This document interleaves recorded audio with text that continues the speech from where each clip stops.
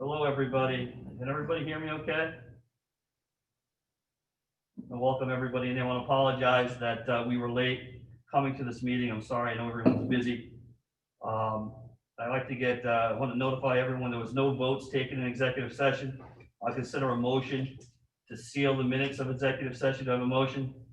We have a motion. Do I have a second? Second. I have a vote via roll call, and I apologize if I'm yelling. I hope everybody can hear me.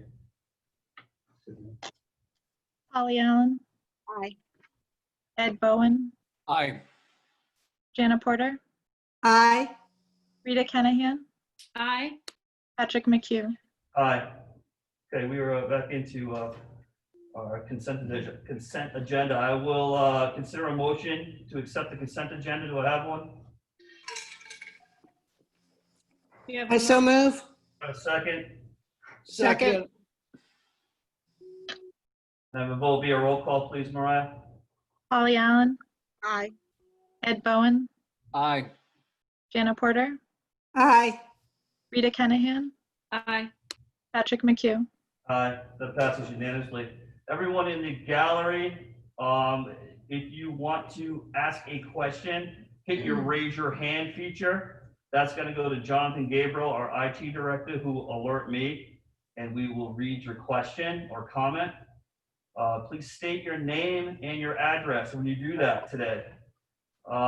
If there are no objections, I would like to move up 6.1 to the top of the agenda. Is there any objections? Not seeing any. 6.1, Superintendent, can you explain 6.1 to me? Human Resources Update. Yes, well, human resource realm of schools has changed a bit since January 1st. Title 16, which is our education law in the state of Rhode Island, now puts HR issues squarely on the shoulders of the school and the district, and school committee gets updates from us. And so tonight, I think, is our first HR update that includes some exciting news and also news of a retirement that we accepted with a broken heart, but we would like to take this opportunity to thank Mrs. Medeiros. Mrs. Medeiros has retired after 21 years of teaching at William McMahon School. She is known as Dee to her colleagues. She was a grade 4 teacher, and we will all remember her adherence to the golden rule. Mrs. Medeiros is taking time to spend with family, including her beautiful grandchildren, and will be missed very much by her Wilbur family. She wrote in her retirement letter just how much she cherished her time at Wilbur and the relationships she built here. With some of her family here in town, we hope to see Mrs. Medeiros from time to time, and perhaps her love of the 4th grade math curriculum can lure her into sub for us in the future. Now, some of us had an inkling of Mrs. Medeiros' impending retirement, but it was only just official 4 days ago. And so it's always with mixed emotions that we accept retirement letters, and especially for our beloved 4th grade teacher, Mrs. Medeiros, Dee Medeiros, to the rest of us. We also have some teacher appointments for the new school year. Mrs. Harlow will be the grade 4 math and science teacher, Stephanie Harlow. And Mrs. Segala, Jen Segala, will be teaching the 2nd kindergarten class. And I thank Principal Whip for her work with the master schedule and assigning of teachers. And that is all we have for 6.1. Farewell, Mrs. Medeiros. We wish you well and know how appreciated and valued you are and always will be. Come and sub for us.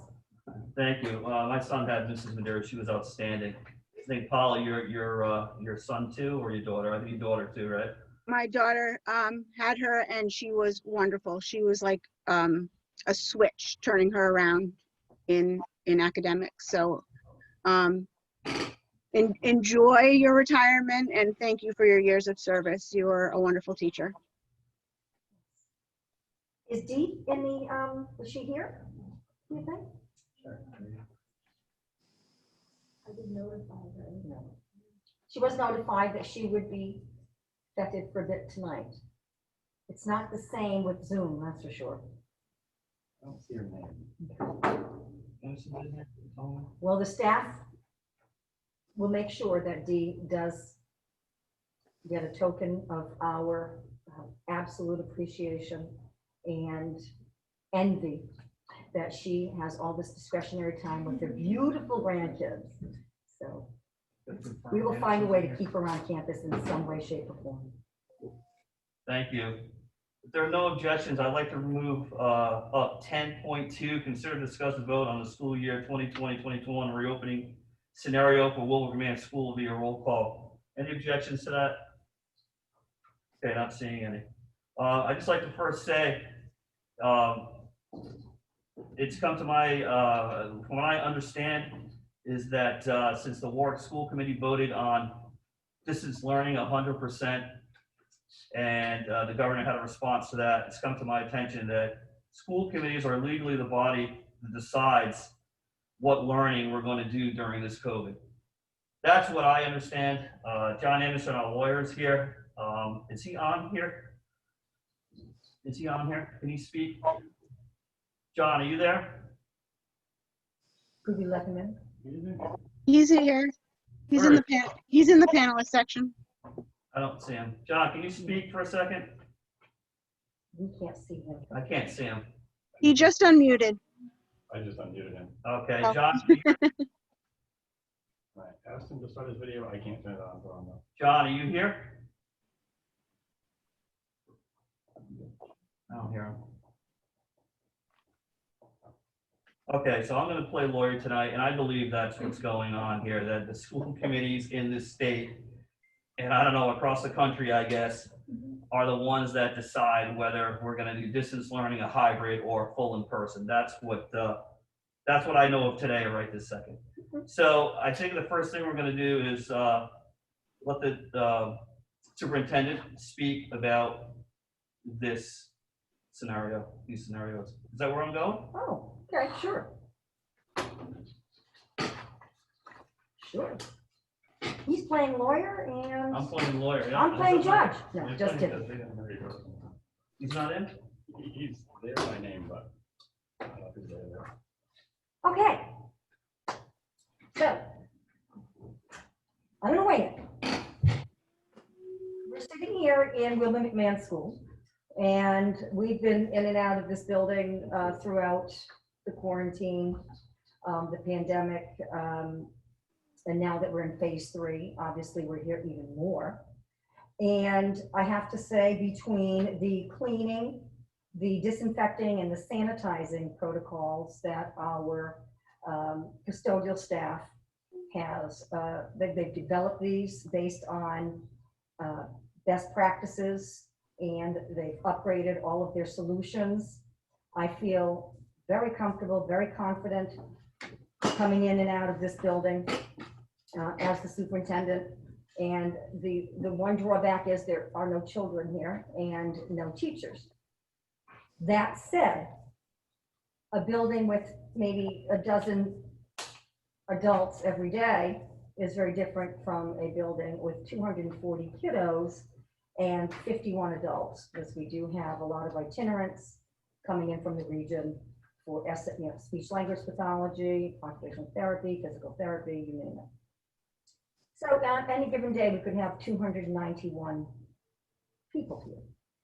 Like all of you, I have been listening constantly to both governors, actually. I live in Massachusetts. I've been listening to Governor Baker and Governor Raimondo, their constant press conferences, and also the information flowing out of their offices. I have to say, Little Compton is in a really good position. We have small classes, large classroom spaces. We have the flexibility of configuring our building so that certain grades only enter and exit use one door. We have, I believe, 8 external doors. We have a lot of green space where we can put some tents. We're putting 2 event tents outside next week. They should be going in the back of the building, behind the elementary school. I'll be meeting with Chief Lloyd and Chief Raines to figure out, safety issues, and also we want to be in sync with fire code. We've had to look at our electricity in the external part of the building. We've had Madden Electric on campus these past days. We need lighted signs, exit signs for our tents. So putting up tents is one thing, getting them all outfitted to pass fire code, building code, and safety concerns is another. So we'll be working on all of that. So we're in really good shape. We have 80% of our families feel that it's a safe place to send their kids if the science points in that direction. I can't say whether or not the science will point in that direction on September 14th. But 80% of our families in the most recent survey say, if the science points in that direction, we trust Wilbur McMahon School and the Little Compton School Department with our children. So there are a lot of whats, buts, uncertainties, and vagaries. Out of those 80% of those families, only about 42% want to use transportation. So we sent out a non-binding survey regarding transportation plans. We'll be sending out a binded survey regarding transportation plans pretty soon. So it's not up to me to decide what scenario we start our school year in. The data will guide us, and that's what I'm following. I'm following the science. All right, so why don't we just leave it there for a second? I'm sure you're gonna have much more to say. Mhm. John Anderson, you with me? Yes, I am. Is it true that school committees are gonna decide this, John, in Rhode Island? Partially true. I believe that school committees have expansive powers under Rhode Island law granted to them by the General Assembly.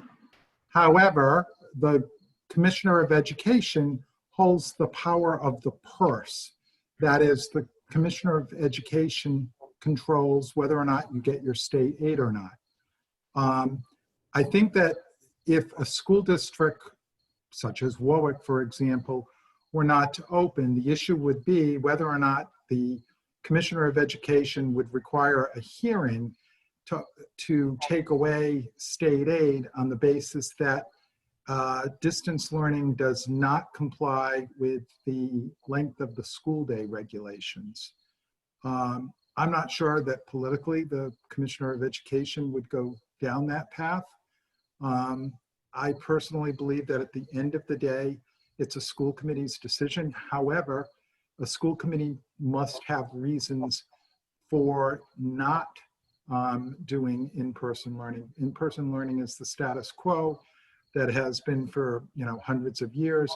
You have to have some good reasons. So for example, if you're like the Warwick schools, where one of the Warwick schools is literally built into the side of a hill and there are no windows on one side of the building.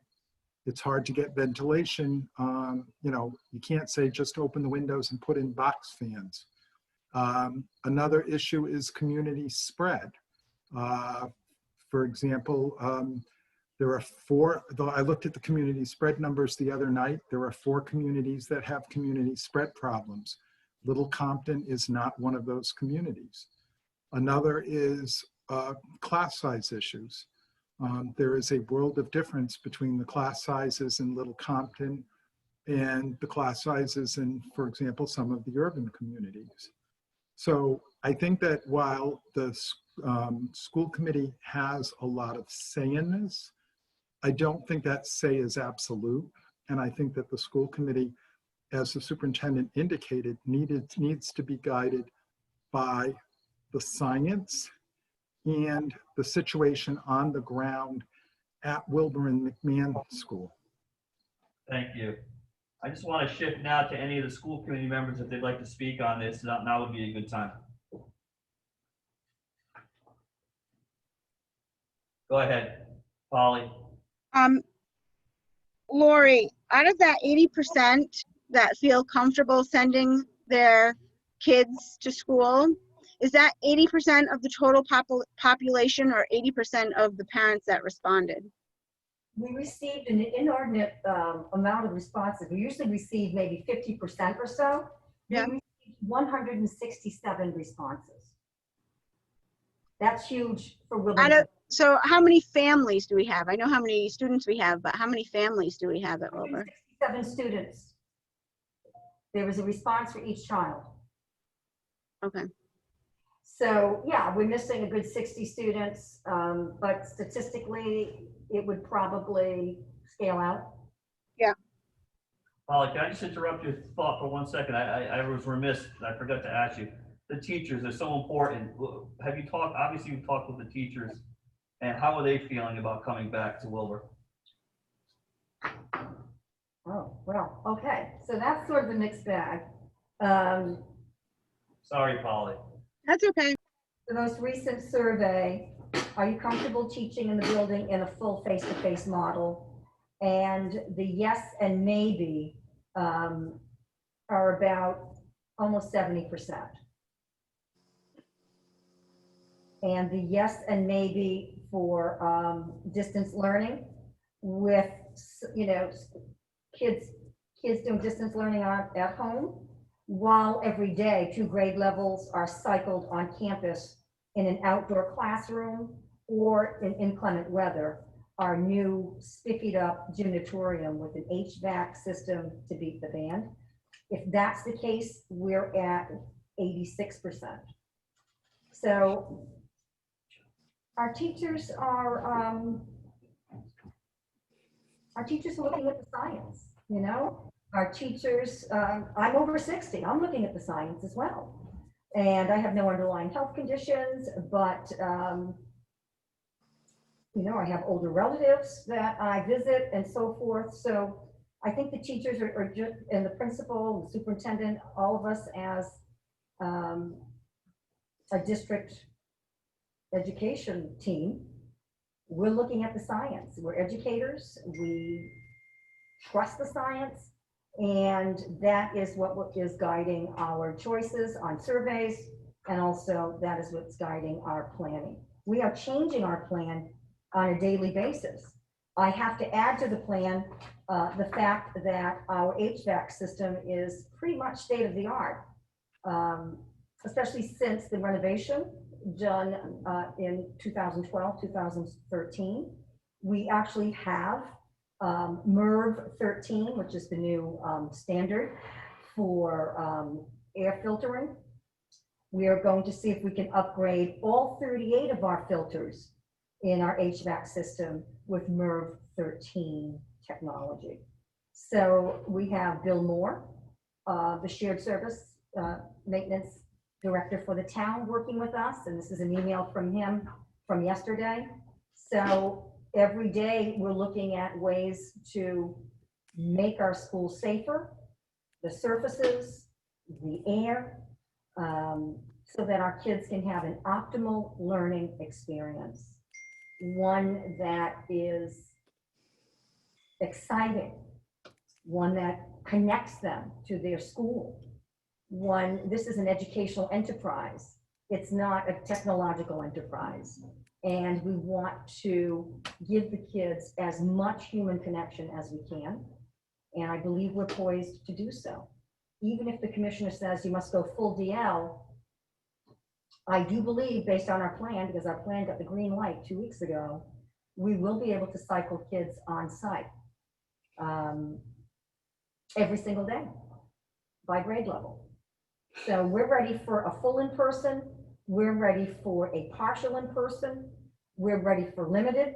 We want our kids with IEPs, 504s, and other vulnerabilities on site with us, getting an education based on their vulnerabilities and their plans that have the force of law. But beyond that, we want all of our students to have an optimal experience. And there are some that distance learning will not work for them, and we need them on site. So we're ready for every single scenario. We know we will have distance learning families at home, no matter what scenario we're in. And we will follow the science. I'm not sure politically that all of the leaders in the state where I live or the state where you live, I'm not sure all of those decisions that are being made, I'm not sure they're apolitical. So I know superintendents, teachers, and principals are following the science, and we would love your support on this unprecedented journey that we're on. Thank you. Anyone, Polly, go ahead. You still got the floor if you like it, Polly. Okay, thank you. And I should have started by recognizing like the tremendous work that's been put into all the plans. I recognize that. I've read them. I've read the new ones. It's amazing. I know everyone has given all consideration to every child and has worked very hard on that. On an impossible task, I believe.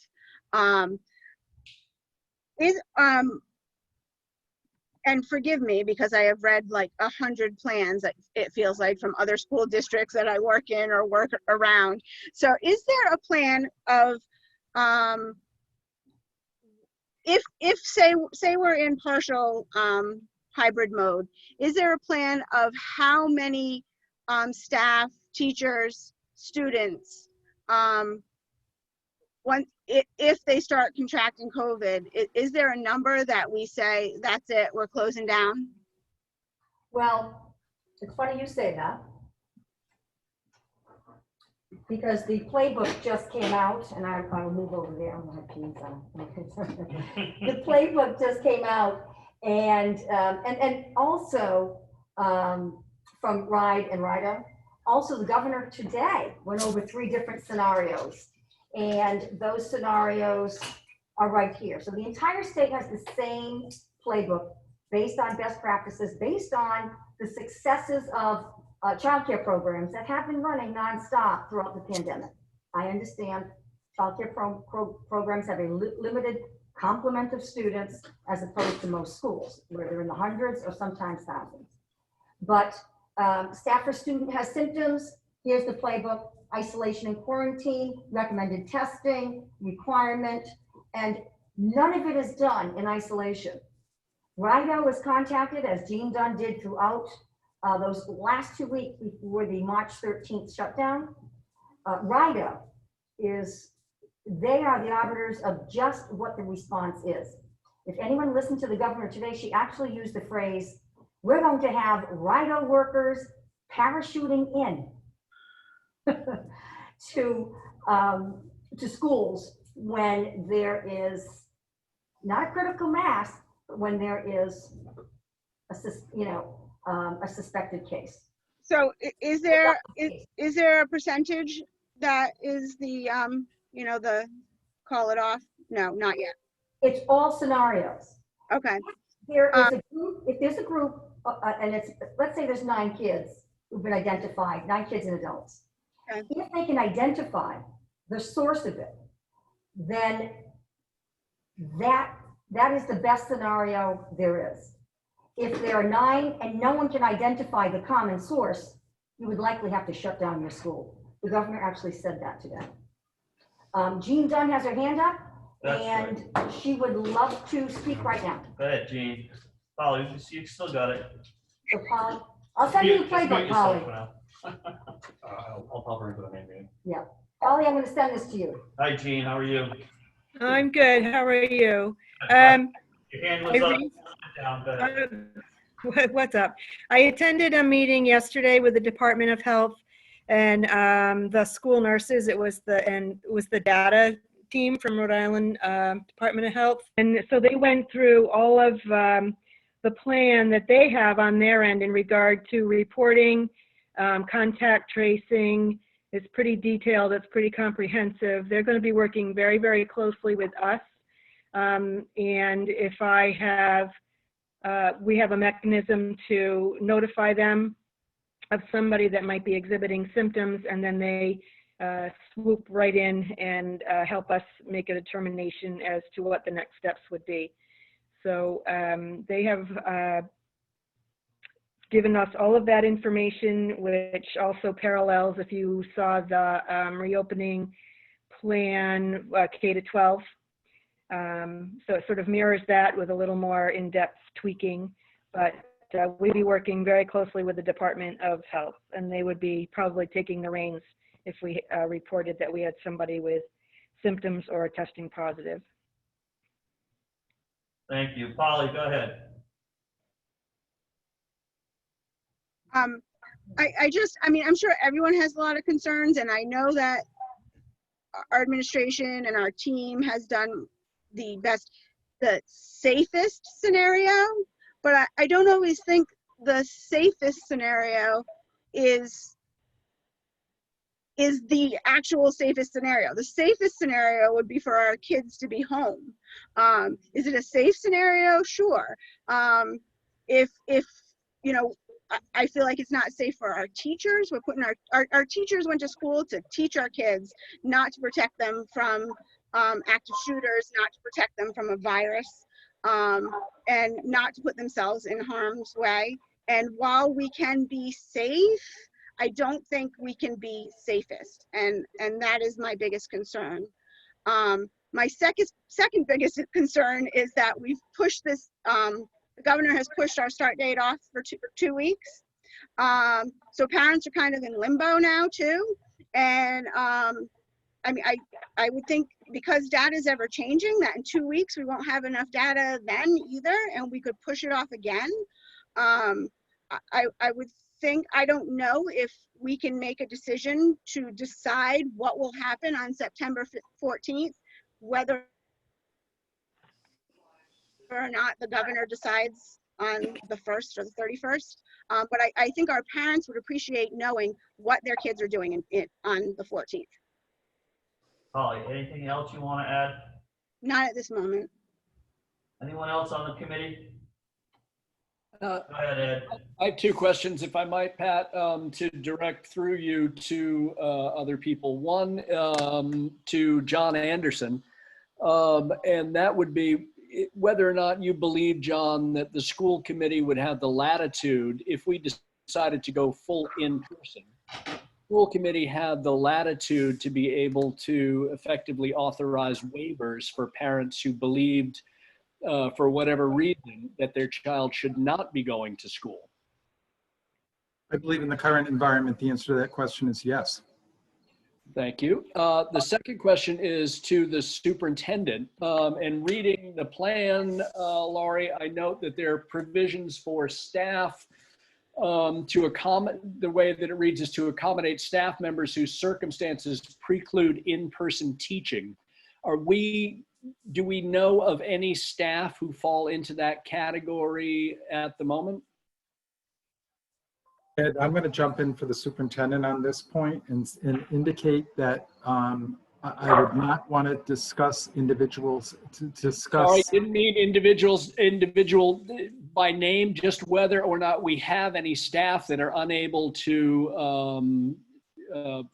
And I don't want, and I guess what I'm going to say, Ed, is I don't want to start a guessing game in terms of whether if we do, who we do, and so forth. Let me tell you that the superintendent and I and Carolyn as the HR manager will have conversations about what our obligations are to reasonably accommodate employees who, for one reason or another, indicate that they cannot perform some part of their job function, not just for COVID, but for any other reason. I can appreciate the complexities in having this sort of discussion in public, but I would like to point out that it makes it really difficult to make a decision. If we, for example, as a school committee knew that a grade 5 teacher and a grade 7 teacher, just to pull 2 grades out of a hat, we're going to be unable to participate in person for the year, then it might change my vote as to how it is that we should approach this. I think it's a reasonable question to ask and a reasonable and a necessary piece of information if you're expecting us to make a decision on how it is that we should go about reconvening. And I am confident that if the hypothetically, 2 teachers indicated that they could not work and they would not be present in school, and they qualified for a reasonable accommodation of not teaching from home, from school, that we would still have adequate staffing to address all of the children who came to school. In other words, I will respectfully disagree that, again, if we're getting down to the individual level of we like this particular teacher or that particular teacher, I get it. But on the other hand, from a school-wide perspective, the school will have sufficient staffing whether or not there is 1 or more teachers who, for whatever reasons, and let me indicate too that for some teachers, the reasonable accommodation is taking a leave of absence.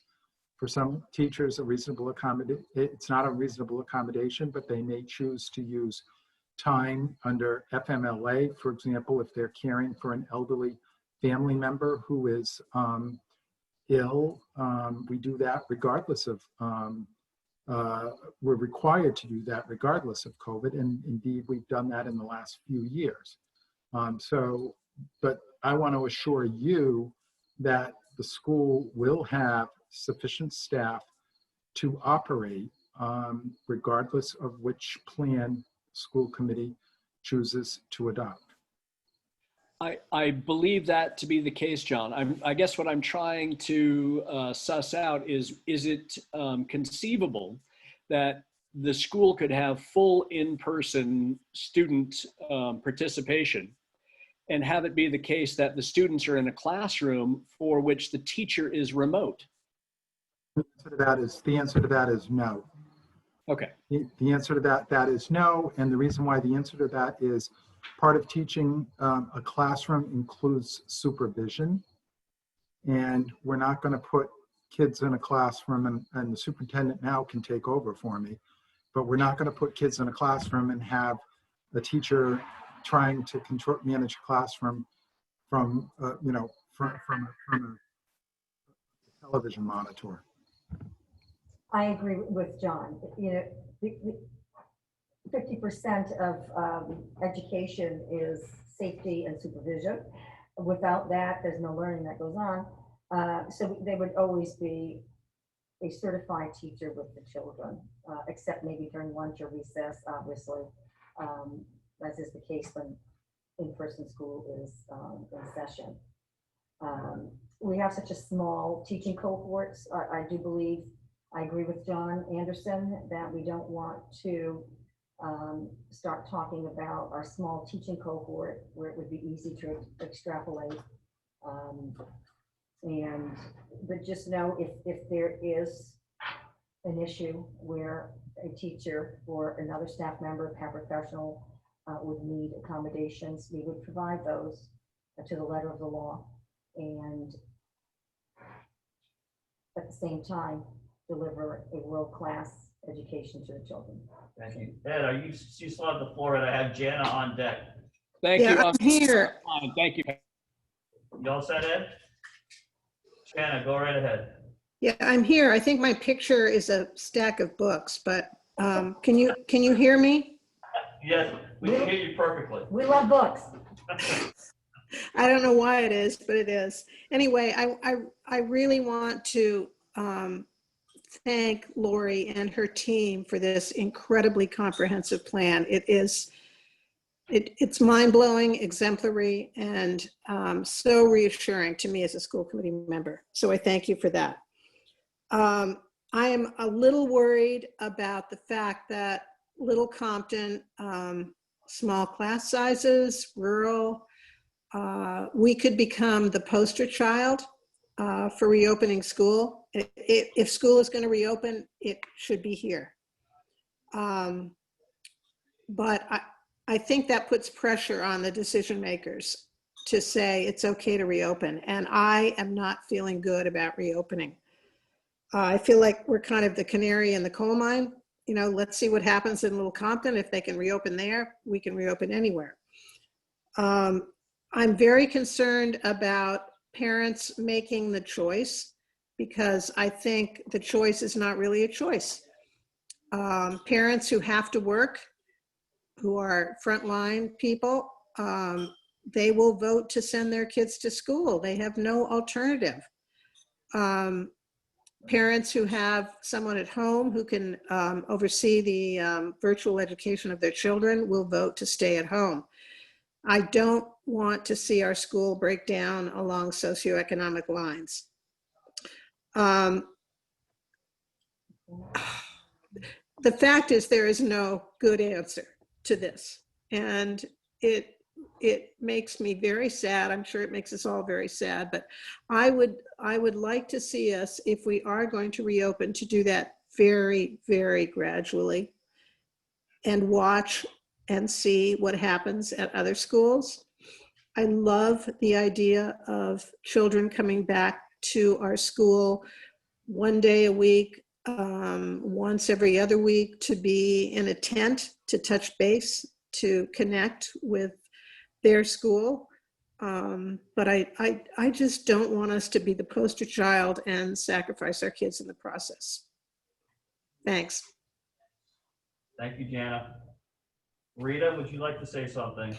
Absolutely. Thank you so much, Patrick. And I echo Jana's sentiments on the outstanding work done with this plan. It's just so thorough and outstanding.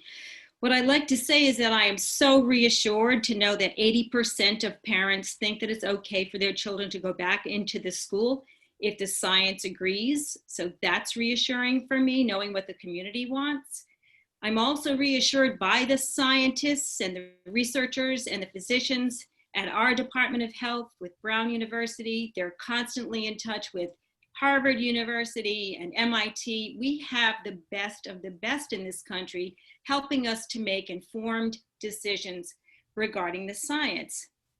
I also want to say that the governor today, on behalf of RIDE and DOH, said that they need more time. They need more time to do testing, to make sure that the testing process is in place so that if we do have an outbreak anywhere, they can parachute in. They can get things under control very quickly. She needs more time for PPE and airflow issues as well. So I've been relying on the science that we've been getting, and I think that we need a little more time to make this decision. I quite frankly, I'm surprised that we would want to make a decision tonight when we've been asked by the governor, who has led us pretty solidly through this pandemic, to wait until August 31st. And I think that's the prudent thing to do personally. But thanks. Rita? Do I have any other hands up that would like to speak on this issue? Jonathan? Lori, yeah. Oh, Lori, can I just ask, can I ask you when that survey was taking that the 80% felt they were comfortable with the science coming back to school?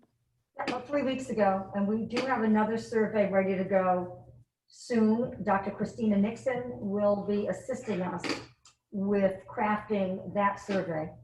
That is her specialty. She has a doctorate in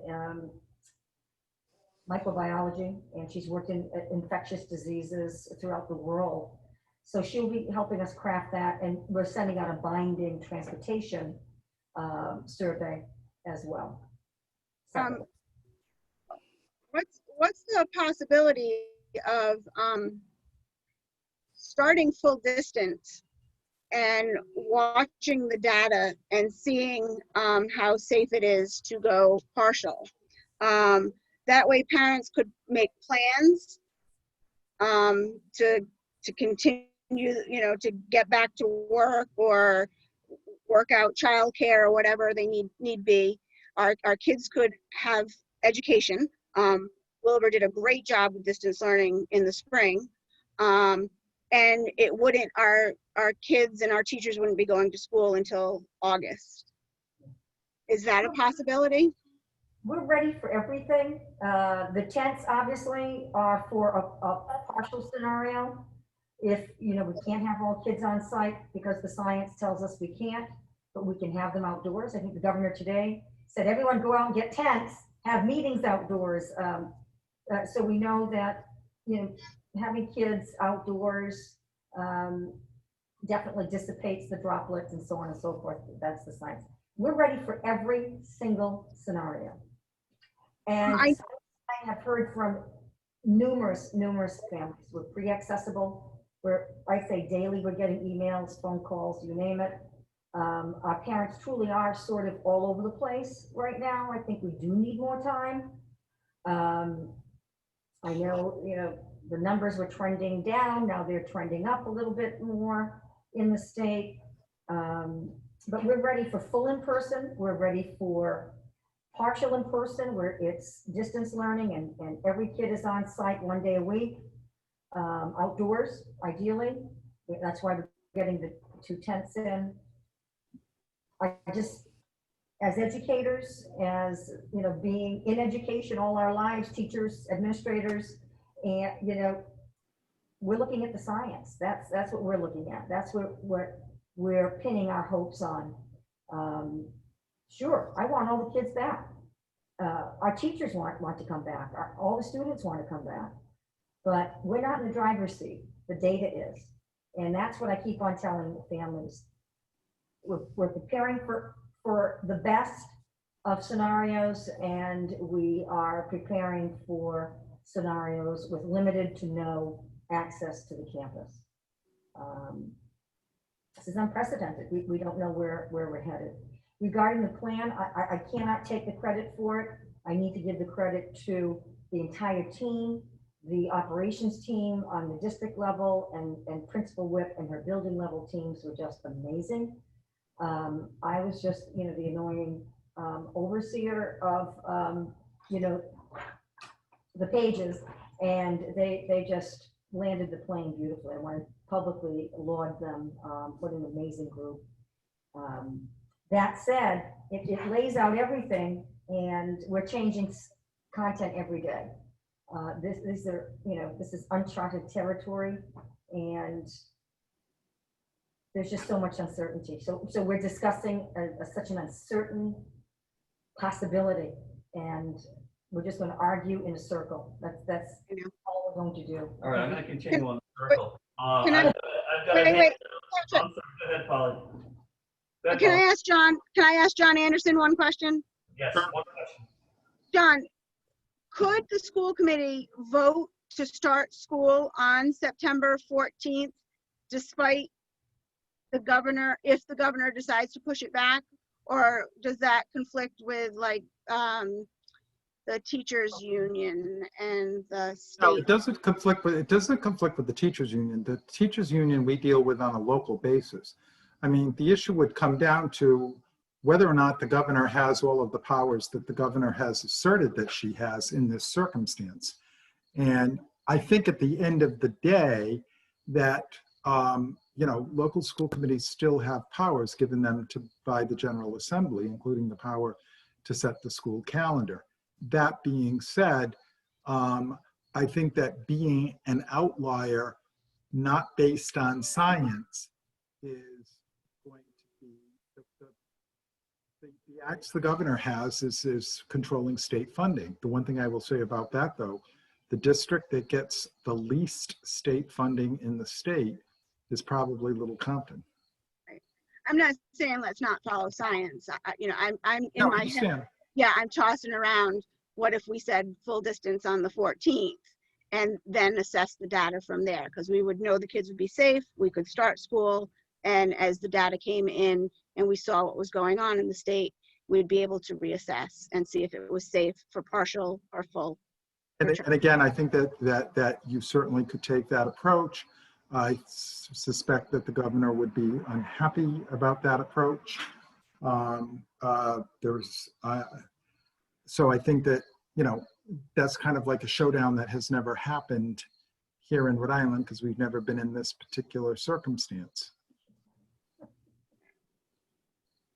Okay, Patrick, I'll give up my microphone for now. All right, I've got one hand up, Jenna Magnuski. You want to let her in to speak, please? Hold on, Jenna. Hold on to your seat. It's your belt on.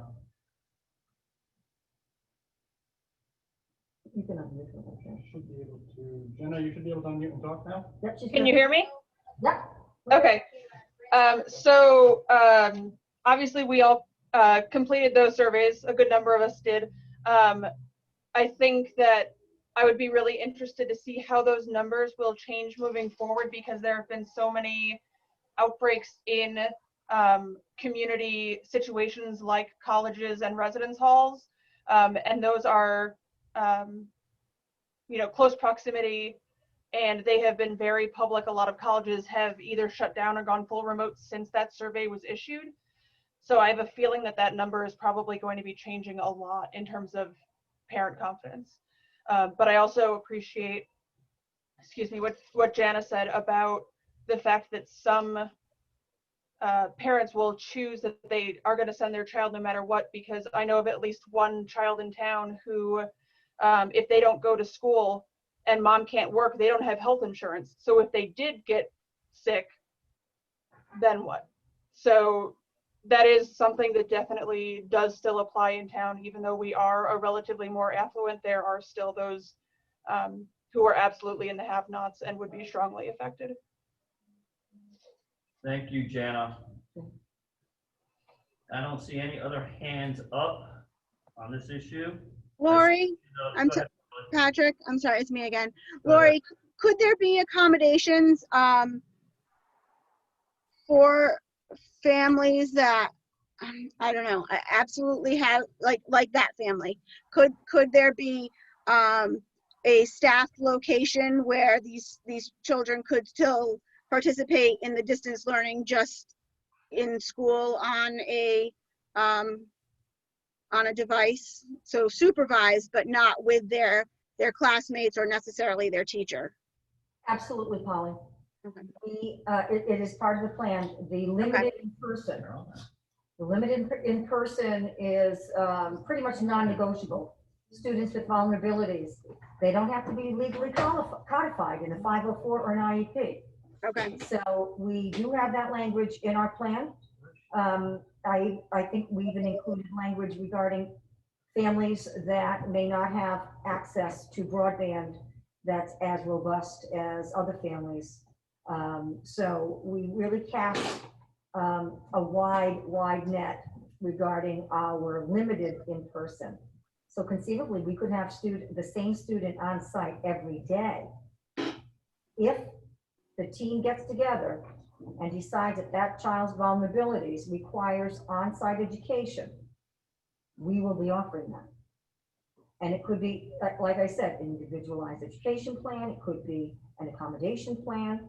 It could be other vulnerabilities that were just listed. Thank you. I have another hand up. It is Christina Nixon. Can we get her online, Jonathan? Please.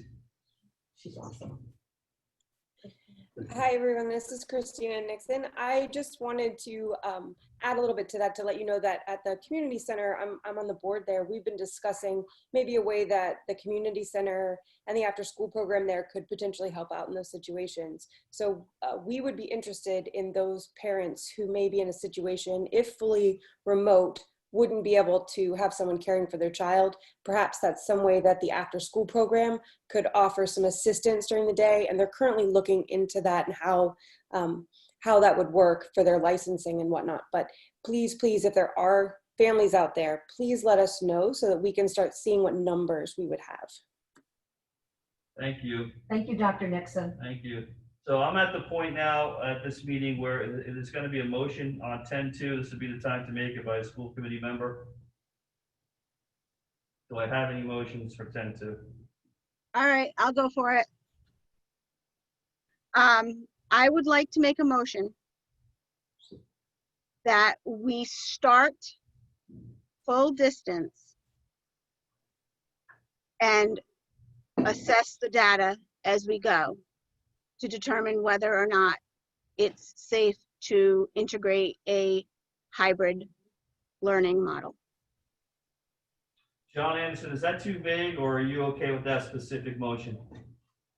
I think in the short run, it's not too vague, but I think that you're going to get asked what are the criteria that you're relying on that you're going to change, on the 22nd of September or the 3rd of October. that you're going to go back into school. Quick answer on that. I have a motion, I'm going to second the motion for discussion purposes. Any discussion from the other members? Not seeing any. John, you can continue what you were just saying in our discussion. I'm sorry to interrupt you. Sure. What I was saying is that you've indicated that you will start remote and that at some point you may go back. But the concern I have with the motion is that there isn't criteria for when you would go back. By contrast, there is criteria for when you would shut down that it's been set by the state. The state has set the rules for shutting down. You would be, on your own for opening up, and I don't know what the criteria that you would be using is. Okay, Polly, can you repeat your motion, please? Exactly the way you said it the first time. Can someone write it down? I'd like to make a motion that we start school in full distance learning and determine from there through the data whether we can go to a hybrid model over time. All right, thank you. I second that motion. Mariah, can I have a vote via roll call, please?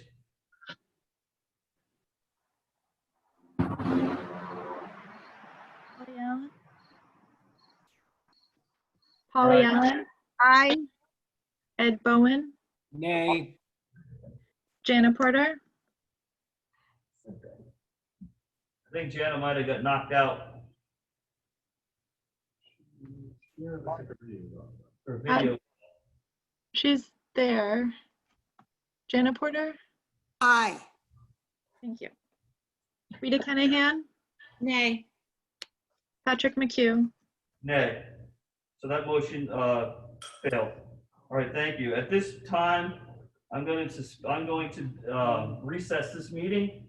John Anderson, you can help me here if I go off the tracks on this. I'm going to recess this meeting, and I know there is another item on here, 10-1, to discuss and vote on action will come the school committee to take in regards to the Fourth of the Heights reopening plan, distance learning option, third-party vendor. We will get back to that if everybody hangs tight. I want to recess this meeting now and go into our 7 o'clock meeting, which is a open forum on the reopening plan. Is there any objections to that? John, go ahead. Mr. McHugh, I would encourage you to advise the public as to approximately what time you think you will return to this agenda. I would say 7:30. 7:45. We'll return to this agenda at 7:45 unless the committee deems it needs to keep going. Is that all right? With me, John? That's fine. So I have recessed that meeting, and I'm on to the 7 o'clock meeting. I'm gonna call this meeting to order, and I have to do the Pledge of Allegiance for this meeting. So we're all gonna stand and do the Pledge of Allegiance for this 7 o'clock meeting. I'm hiding behind my computer. I pledge allegiance To the flag of the United States of America, The Republic the republic for which we stand, under God, indivisible, with liberty and justice for all. for all. Thank you. We are on 2-1 open forum to address 2020-21 reopening plan. So we just can continue on what we were just talking about. If I see any hands up, we will get you right on. No hands, that's the email on Oh, I'm sorry. Excuse me. Excuse me. Did you get any? This is a new- Colin? No We- new ones. Okay. So I can take mine off now? I'm sorry. Yeah, we're like 12 feet apart. All right, so folks, I'm sorry. I was stuck in the other meeting there with my head. We are in a new meeting now, and we have email questions that were sent in. And if you have a question real time right now, we're going to answer all these questions that came in on the email. If you have a real time question that you want to ask, email it to Carolyn Sedgwick. That's CSEDGWICK, C Sedgwick at lcsd.k12.ri.us. Can I put that up on the screen? All right, so that's going to go up on the screen. So if you folks feel like you want to ask a question, just pop it into that email, and we will answer it. So sit back, relax, and we'll start with the first question. Carolyn and the superintendent are going to answer them. Go ahead. All right. When is the guidance from RIDE expected for those who plan on utilizing the distance learning option for our children and family? Okay. Thank you for everyone for sending in your questions. And we have some questions from students. And I was so excited. I quickly shared those with your principal, Mrs. Whip. We are offering an option for distance learning for all families if that's what they elect to do. Our version of distance learning is very different from what some other districts may be offering. We have equipped, and the equipment is rolling in this week. We are equipping all of our teachers with state-of-the-art teleconferencing suites. And so parents who do not feel comfortable, if the science points to an in-person school year at the outset, if parents aren't comfortable, they can opt for a synchronous, not asynchronous, but one that is synchronous. These are all pieces of jargon floating around now that we're in, an international health crisis. So if you opt into the distance learning piece of what Wilbur McMahon will be offering, it will be offered in real time. Your children will see your teacher, your children will see their teachers on the screen, and it will reflect as close to an in-person school day as possible. So even when we have classes on site with their teacher, we will likely have students at home in real time. Their parents opted for that, or the child is in quarantine, or a family member is.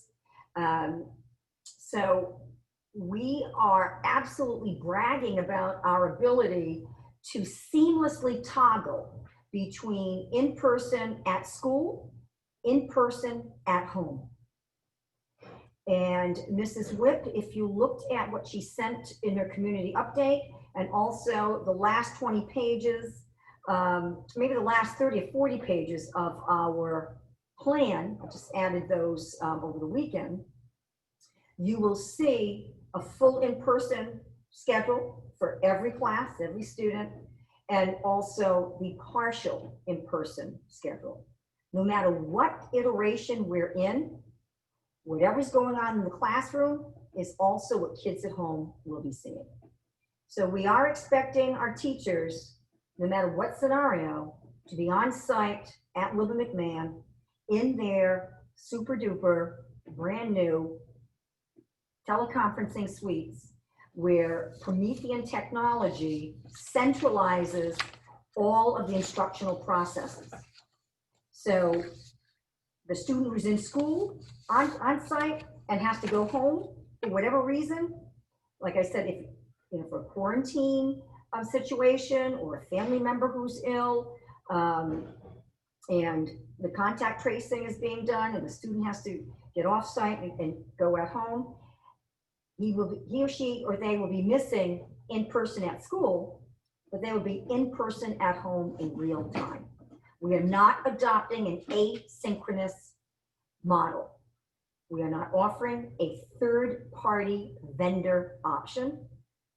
All of our instructional program will be delivered in person, in real time, either at school or at home. So just to confirm, and this answers yet another question we received, they will have access to their teachers and their classmates if they are in a full distance learning, but the school is, say, in a hybrid mode. Yes, absolutely. All right. We want to keep peer-to-peer connections and teacher-to-student connections. That's what education is all about, relationships. That's the heart of what we do. Excellent. Thank you. Switching gears a little bit here. How will safety and security be ensured if utilizing the outdoor on-site instructional days, specifically prohibiting access to children and staff from? Good question. And so I am meeting with Chief Raines next week and also Chief Lloyd.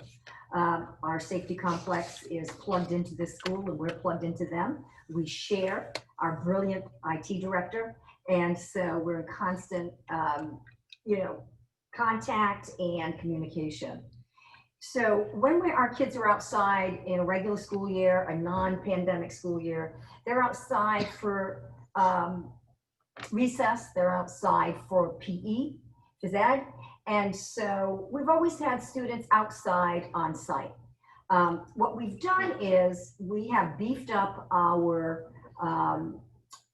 shortwave radio, our walkie-talkie system, where we used to have maybe 4 or 5.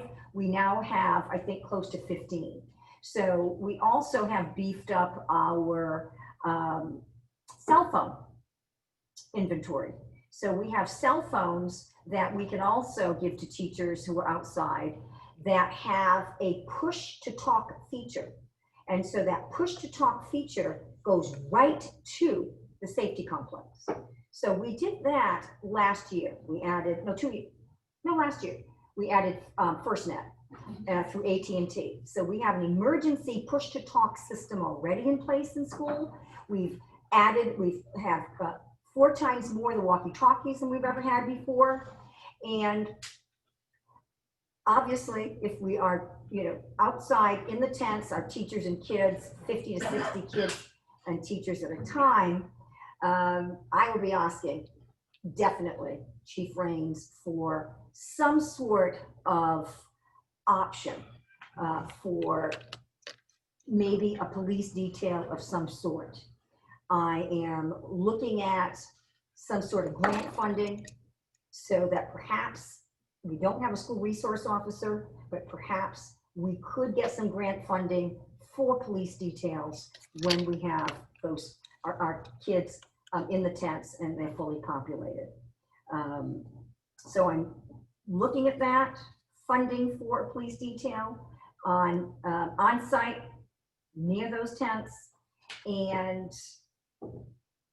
fingers crossed that that comes through in some way, shape, or form. At any rate, we have a highly responsive safety complex. The police come by all the time. If I can ramp that up with the cooperation of the 2 chiefs, if we get some grant funding for targeted police details, that would be even better. So we have enhanced communication systems with AT&T's FirstNet, push to talk, boom, right to the safety complex. That's been in place for over a year. We have quadrupled the number of walkie-talkies and charging stations. We're ready. We're ready. So whether we're full in person or distance learning with a partial 1 day a week for each grade level, also our limited in person for kids with vulnerabilities, we're ready for all of it. And safety is key. Okay. We have at least 1 lower elementary class with more than 15 students enrolled. Yes. How will the school accommodate this class in keeping with RIDE's limited in-person scenario? Good question. And Mrs. Whip did take me into the space yesterday. She started plotting out based on obviously social distancing guidelines, and it is absolutely doable. We also expect a few of the kiddos in an in-person scenario may not be on site. So Principal Whip has assured me that the space can accommodate that class size. And the return of those students, say that bumps it up past 15, is covered as well? Absolutely. Space requirements are ample. If there is a positive case of COVID-19, either from a student or a teacher, what steps will Wilbur McMahon take? Well, we had our wonderful nurse educator on earlier, and we also have the outbreak response protocols guidance for pre-K through grade 12. And like I said, this guidance is based on what worked and what needed to be tweaked regarding the state's daycare centers and childcare centers. And every scenario is different. If you have a staff or student with symptoms but does not meet the CDC definition of a probable case, protocols definitely are different from a staff or student with a probable case or a presumptive case. And so different protocols there. A staff or student test positive, different protocols there. Absolutely, RIDO is contacted in every scenario. Staff or student is a close contact of a confirmed case. And so we have a playbook for that with the Department of Health backing us up and supporting us. Symptomatic person, close contacts.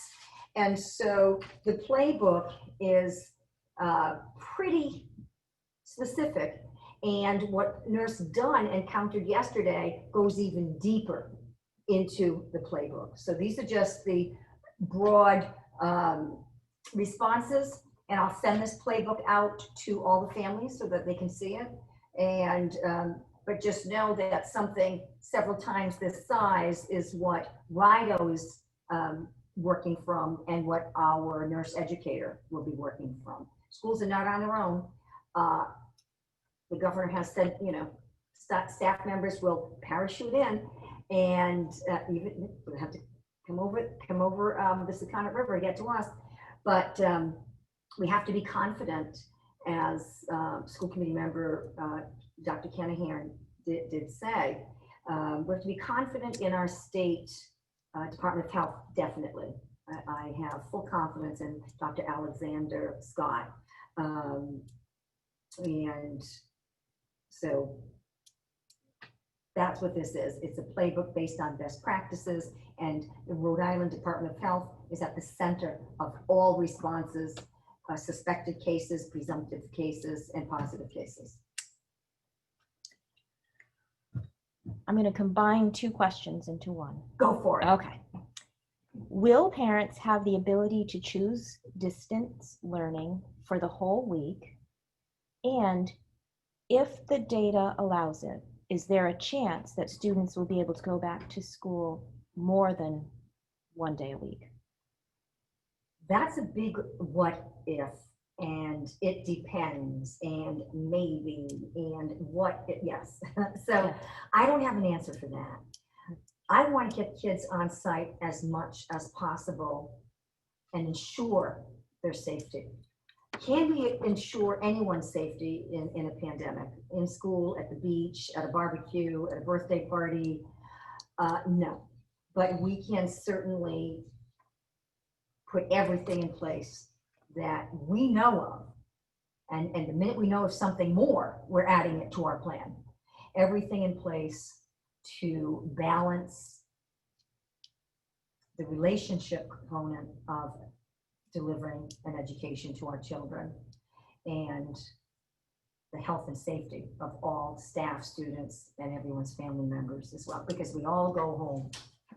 You know, our staff members go home, some of them to elderly parents, some of them to children with underlying health issues. So we're looking at every possible breach of safety, and we're trying to push in with best practices, purchases. We've purchased, they're on order, and if Heather's on here, maybe she could tell me, Ms. Fitzgerald. We've purchased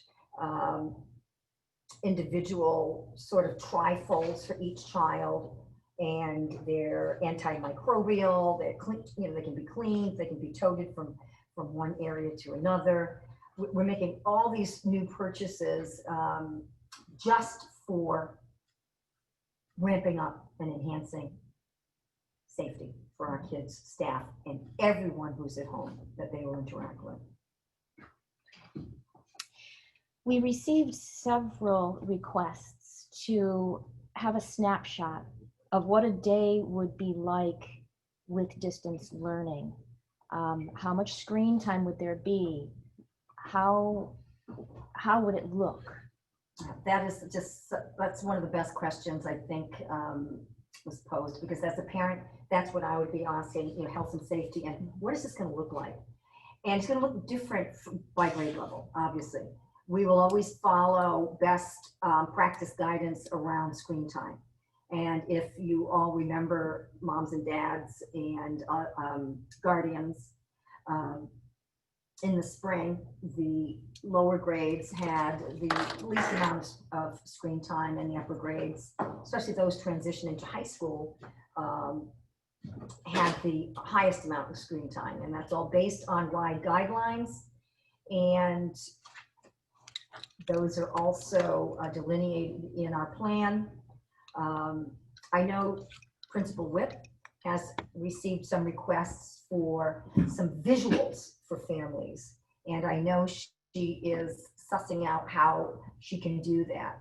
I know she took a parent on a tour, I believe Monday, and the parent was pleasantly surprised regarding just what a room will look like with the desks all, 6 feet or more apart, facing the same way. We've pulled out all the rugs in all of the rooms because, having a rug means the kids will be sitting there near each other during a story time or whatever. So we're not hedging our bets with anything that's in a classroom. We're pulling out anything that could draw kids closer together. It's heartbreaking work to figure out a way to bring kids into school and keep them apart. There's cognitive dissonance for every administrator and teacher in this country right now, because we're all about, the 3 R's of education: rigor, relevance, and relationship. And the relationship part, we're going to have plexiglass and 6 feet or more between the kids, and no sitting near each other on the floor during story time, masks on the kids. Mrs. Sedgwick is away from me now, so now, I don't have to wear this. But, I'm getting sick of these, and I'm an adult who knows better. So we're figuring out a way to get the visuals to families. We hope to get a prototypical teleconferencing suite with our IT director, sort of giving a primer on what that will look like in the classroom and at home. And so we hope to get visuals to all of you. We welcome your coming on campus and asking for a tour of your child's classroom. You have to make an appointment. And we welcome that, absolutely. And we will try to get some photos and some video of just what we're thinking about. Generally, we're thinking of cores in the morning, and co-curriculars in the afternoon, pretty much like the spring. And if you look at the schedules that Principal Whip did flesh out pretty completely, those last, like I said, maybe 35, 40 pages of the plan. The plan is now 93 pages long, but much of it is a snapshot of each grade level. So full in-person, and also the partial in-person, the 1 day a week on campus if we're in a distance learning scenario. When the students are at home, are there amended expectations for synchronous learning? Synchronous learning? No. Oh gosh, no. When the students are at home, yes. I said, generally speaking, the specials will be in the afternoon, but 7th and 8th grade, the specials will be in the morning. Thank you, Mrs. Whip. And I did generalize there. No, there will be one set of expectations for all students, whether they're in person at school or in person at home. Okay. This is an equity issue that we are dedicated to supporting and protecting. Okay. And can you touch upon students with IEPs? who may rely on one-on-one catch-up during the day for certain Absolutely. accommodations. Absolutely, and that was done in the spring with many of our students who have learning plans in place. Absolutely, 100% yes. You touched upon what classrooms would look like. Come on in and see. Many are asking too what the tent configuration might look like. We'll know that next week. ABC Rent-A-Tent is the vendor that we're going with. Oh, someone sent us something. ABC Rent-A-Tent is the vendor that we're going with. We received quotes from several vendors. ABC has worked quite a bit with our fire department. They've done a lot of weddings and events in town. The plan is the 2 tents will go in the back, and we're getting those outlets fixed right now because we had a bee infestation in a few of those external outlets, things that you have to think about. So I asked our custodial staff, check out the outlets. One of them was stung 4 times or that, as he was checking them out. And we realized, oh boy, we better get those fixed because we do need to power our tents. They need lighted areas as well as exit signs for code and so on and so forth. So we're looking at where am I now? I've just lost my bearings. I think, is that the back? Yes. So the back is that one? Yeah, we're looking at the back. It's the north side of the building. There's plenty of lawn and so forth. Oh, yeah, he was, oh boy, yeah, so he was stung. That wasn't good. Okay, well. Okay, again, jumping around, we are getting some questions in. Excellent. So this just in, and this jumps back to school security and the use of additional doors for students to enter and exit the building. Is there a plan for that? Yes, you mean, so to make sure there are no, let's see, no interlopers, breaching. Yes, we spent this year fortifying our main entrance, of course, and putting all sorts of reinforcements in place in the main entrance, the vestibule, and the main office. And now in our plan, we're talking about utilizing all those doors because of social distancing, and also stable, making sure that we have stable groups, stable pods. And we will definitely ensure the kids' safety and the security of those doors, as we do now. The doors are sometimes used during the course of the day by staff, bringing kids outside and back. And so they've always been used, but we will be using them in a more focused, targeted way to maintain our stable pods of stable groups of kids. I hate the word pod. Stable groups of kids and staff. For those who choose to stay home and do remote learning, will there still be the availability of pickup lunches and library books? I hope so. So I'm working right now with RIDE. All the superintendents those are our questions.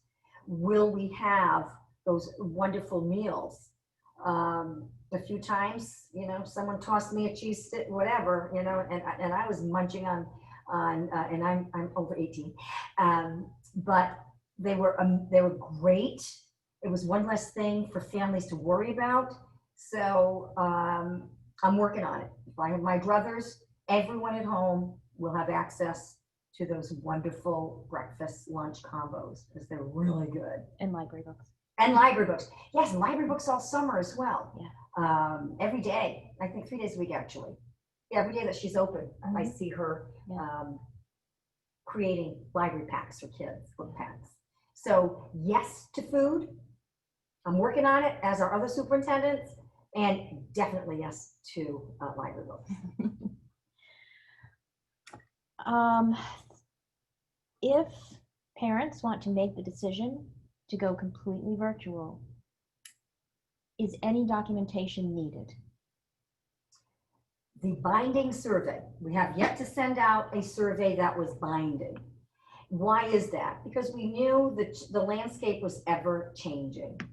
And some of us sort of were tipped off. The governor would likely be in sync with Governor Baker in Massachusetts and postpone the school year by 2 weeks. So we knew not to send the binding survey too soon. And sure enough, the governor did announce that last week. So expect a binding survey. Dr. Christina Nixon will be assisting us with some of those questions. So the binding survey regarding modality, the kind of schooling that you want to commit to. We want to send those out as late as possible so that we have the most current data and projections available. And there'll also be a binding transportation survey.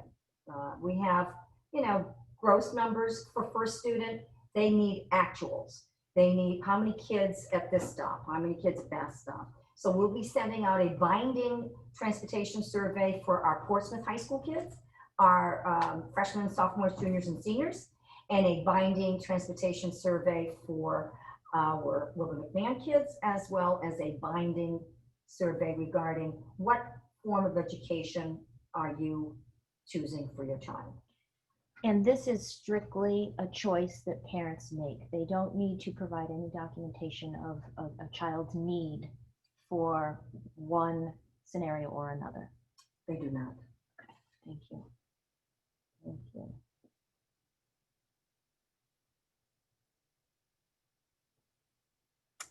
In the survey that you mentioned, what is the time frame? How long will the commitment be?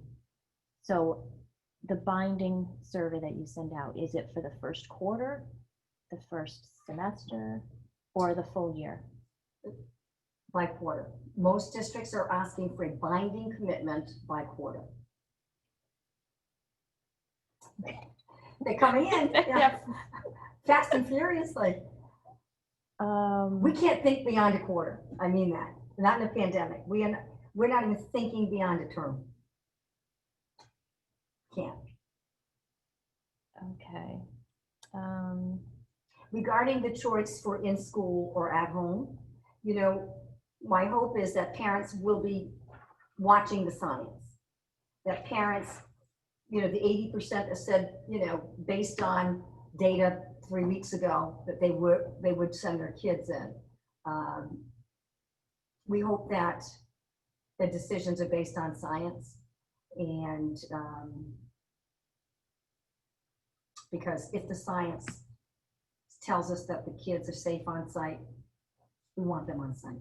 You just answered one that came in. It said, what is the data that this decision is being based on for Little Compton? The data regarding opening? Mm-hmm. Okay. So the data, the state has given us a reopening metric. The metric is broken down into 5 sub data. Statewide readiness is the first one. Does the state level data indicate we should be in phase 3 or higher? Okay. That's debatable right now with this strain, this uptick regarding socializing and so forth, and people not wearing masks or whatever, which is a personal choice, but so that's the first datum. That is statewide readiness, phase 3 or higher. The second piece of the metric is municipal readiness. Do municipal level case incidence rates indicate it's safe to fully reopen? And Little Compton, we can say yes. We don't have the data that would preclude our reopening based on that data point. So we have statewide readiness, number 1, municipal readiness, number 2. Number 3, the state is not there yet. Testing readiness. Do we have the ability to test all symptomatic staff and students and on average get results within 48 to 72 hours? The state can't answer yes to that yet. So that's the third piece of data. So we have statewide readiness, municipal readiness, testing readiness. Rhode Island's not there yet. They're making a commitment to get there. Number 4, supply readiness. Does every school have more than sufficient cleaning supplies, soap, hand sanitizer, and face masks? We are definitely working on that. We've already ordered. I believe we are replacing all of our antibacterial dispensers with touchless dispensers. We are looking into replacing our bubblers, water fountains, for those of you not from the area, our bubblers with foot pedal bubblers. We're looking at that. And so I'd say, yes, we can check that one off, supply readiness. So statewide readiness right now is iffy. Municipal readiness, check mark, yes. Testing readiness, iffy. Supply readiness, check mark. Operational readiness. Does every district have a plan that has been vetted by RIDE/RIDO? We do have a plan that has been vetted, and it has been labeled an exemplar.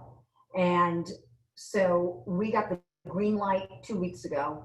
The Deputy Commissioner, Anna Riley, contacted me by phone and said, "You're in the green. And can we use parts of your plan and share it with the press?" And I said, "Sure." And I said, "But know that the plan will likely change." And so also under operational readiness, does every plan include necessary health precautions?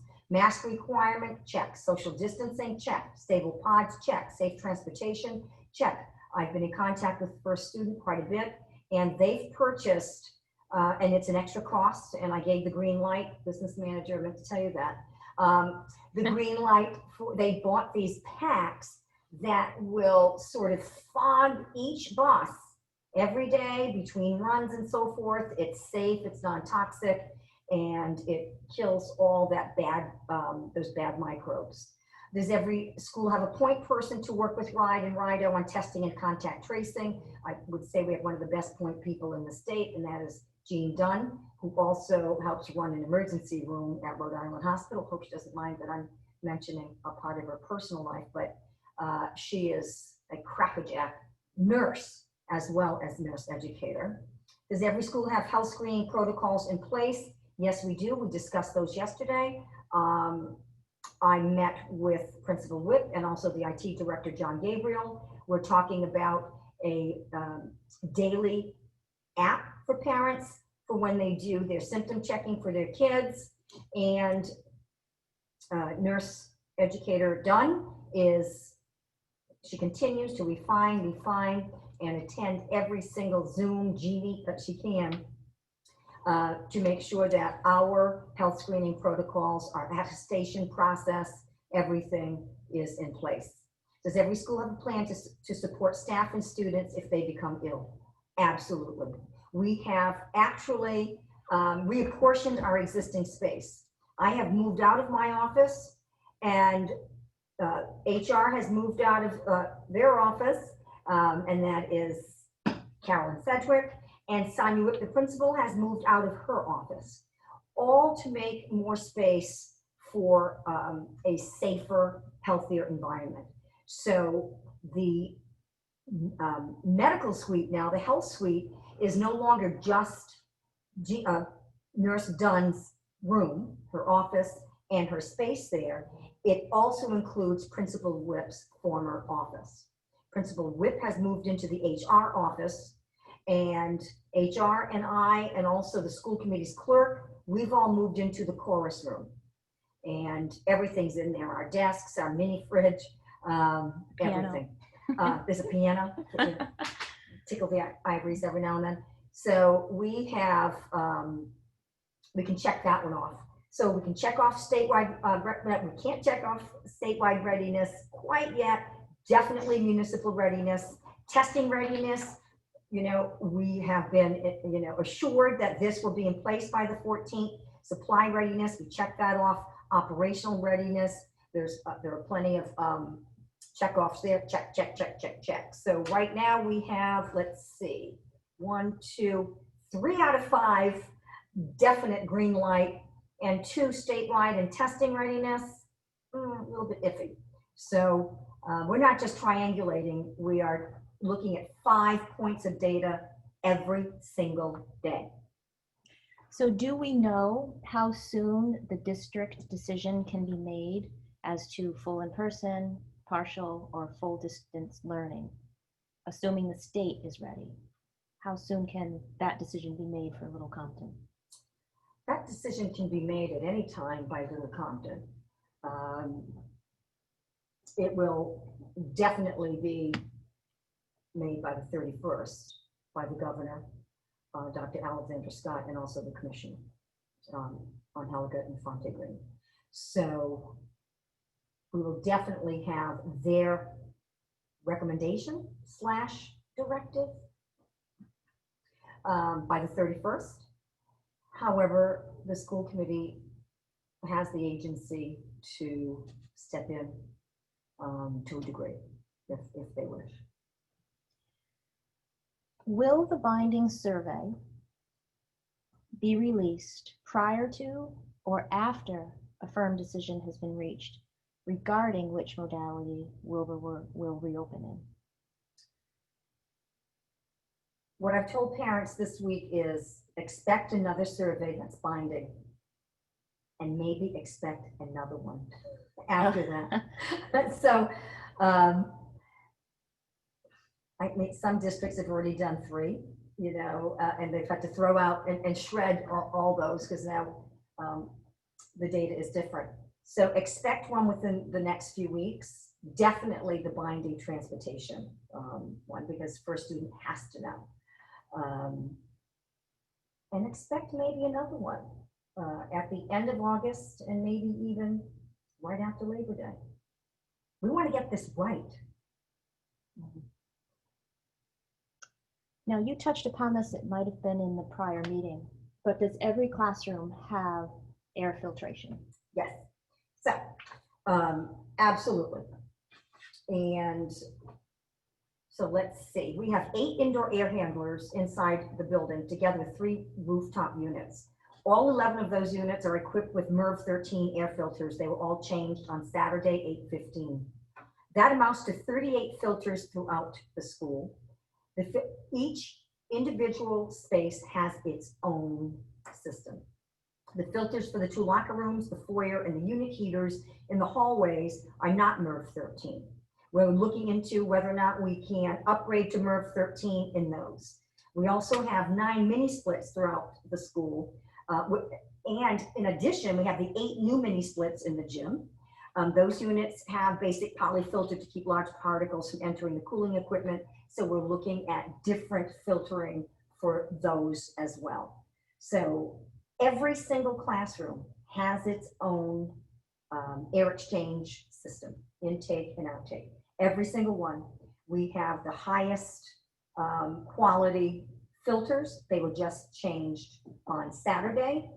Definitely during a pandemic, we need to switch up the way we are maintaining those filters.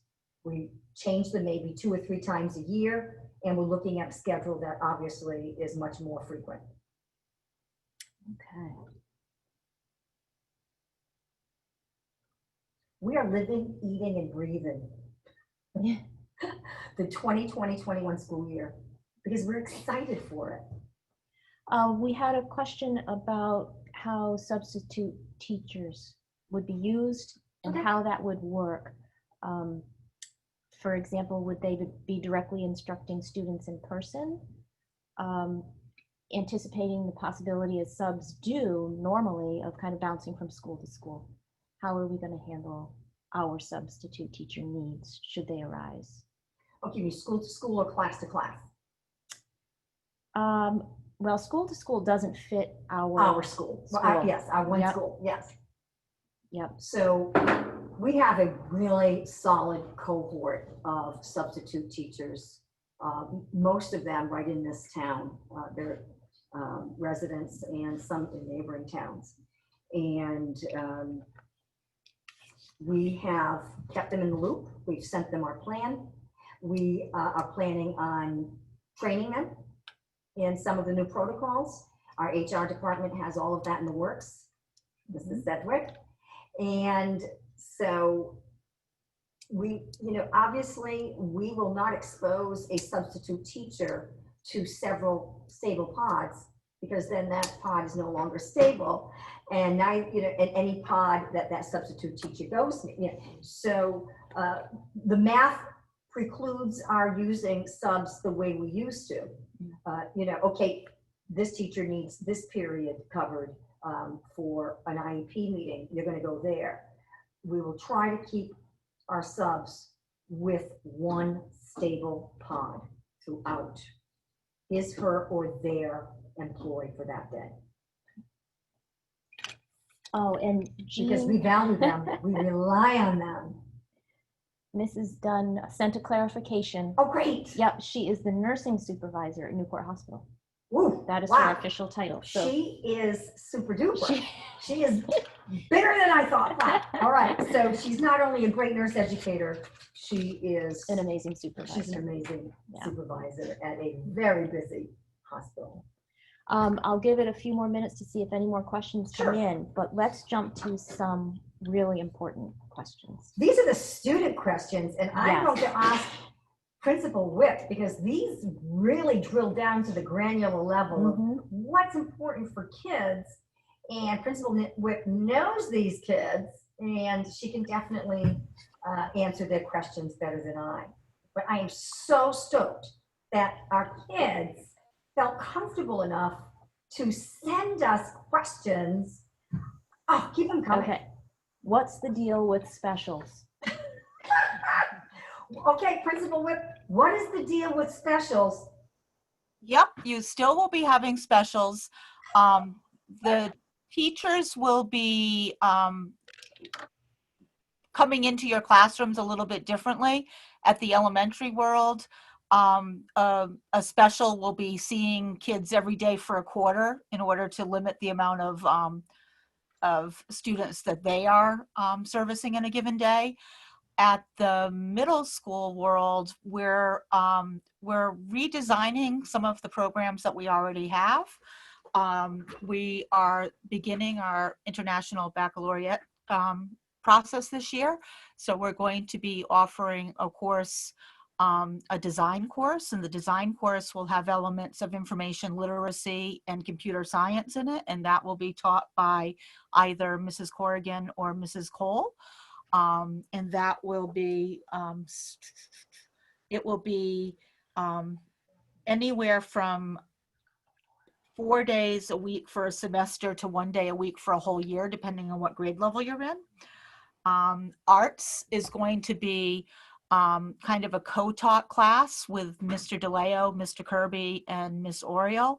So it's going to say arts on your schedule, but you will have one of them teaching you for a prolonged period of weeks, and they'll be doing some kind of a unit project with you for that period of time, and then you'll rotate to somebody else. So it will look a little bit differently. You won't be rotating to the special classes. The special teachers will be rotating to you. As far as PE goes, we won't be using the locker room, so middle school students will not be expected to change. So you'll just have to come with your sneakers like you did when you were in elementary school, and we will figure out how to use outdoor spaces as best we can.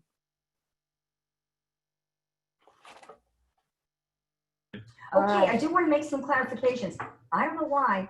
I know Rick Petrin so well. I called him Chief Lloyd. I worked with the Chief Lloyd for 6 years, so that's where that comes from. Rick Petrin, I am so sorry. We value you. You're amazing to this school and this town.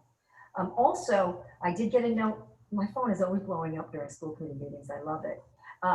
Heather Fitzgerald has also been giving FaceTime tours to new students and into their classrooms and so forth, so their parents can see the desks far apart and all that fun stuff. So I just wanted to make those clarifications and corrections. Once again, Chief Petrin, if you're out there, I am so sorry. Thank you, Mike Rocha, for texting me that. Okay.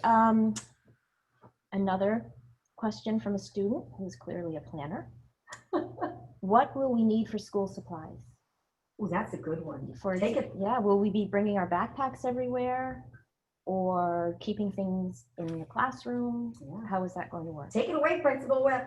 Yep. Well, students will remain in the same spot throughout the day. So you'll have your supplies with you in your classroom setting.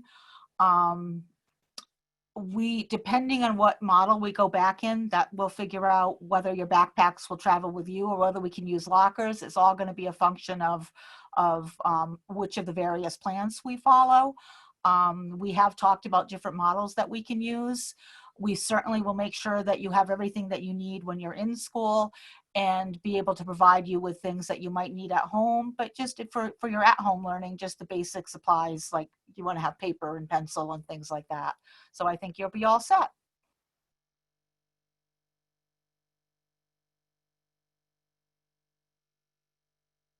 All right, and finally, Mrs. Litt, your last student question. Will I be in a class with my friends?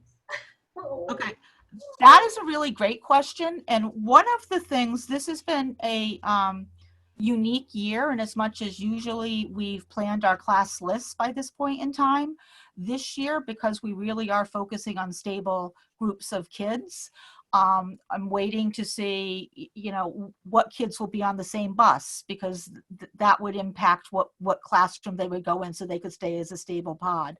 On one of the upcoming surveys that goes out to parents, I will be asking parents for names of, are there people that are kind of in your kids' pod? Are there people you share daycare with, or you share, transportation with? So we do want to take care of keeping the groups of kids as stable as possible. So we will be asking for input. I won't necessarily be able to honor 100% of the information that people give me, but I will try to make the groupings. Mrs. Miller and I will sit down and try to make the groupings so that we create the best stable groups. Things like kids who go to the after school club, we would look at putting them in a pod together. So there's going to be a lot of factors that will come into play. So yes, I expect that you will be with some of your friends.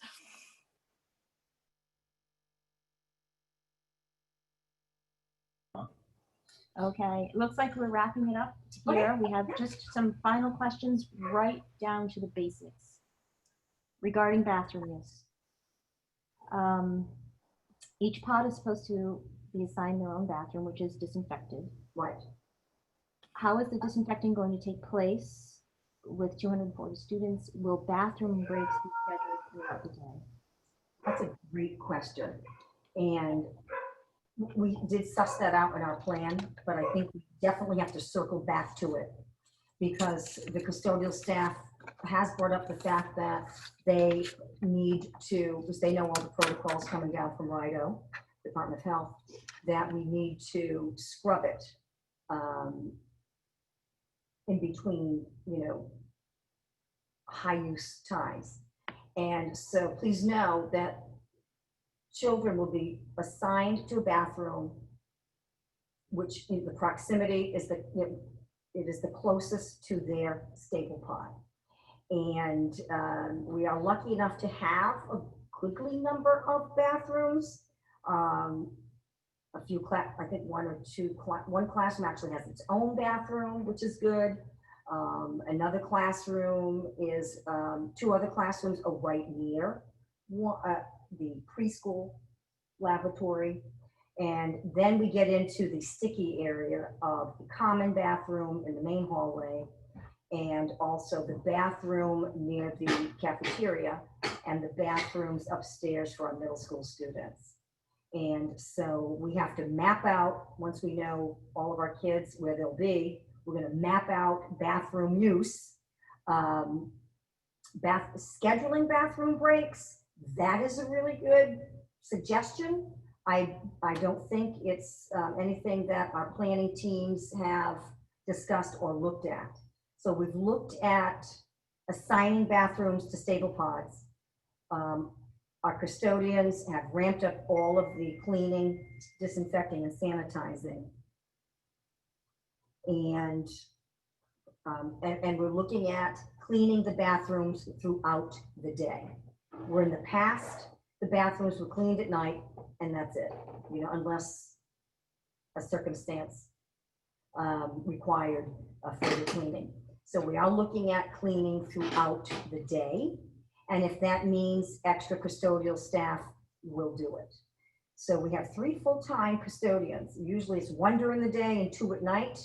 If we have to put 2 on during the day to clean more thoroughly throughout the day, we will be doing so. So proximity is everything. Let's face it, we can't have, a class assigned to the bathroom way down the other end. We know when Mother Nature calls, you have to answer. So proximity is one piece, stable pods, stable groups is another, and ramped up cleaning throughout the day. Even if we have to reassign a night custodian today, obviously working with their collective, their union, or add custodial staff as well. We're willing to do all of that. But that is a piece, mom, dad, or guardian that asked that question, that we are still refining. The more cleaning, the better. And the more regularity that a bathroom is used, the better. Then we can predict, when the cleaning has to happen.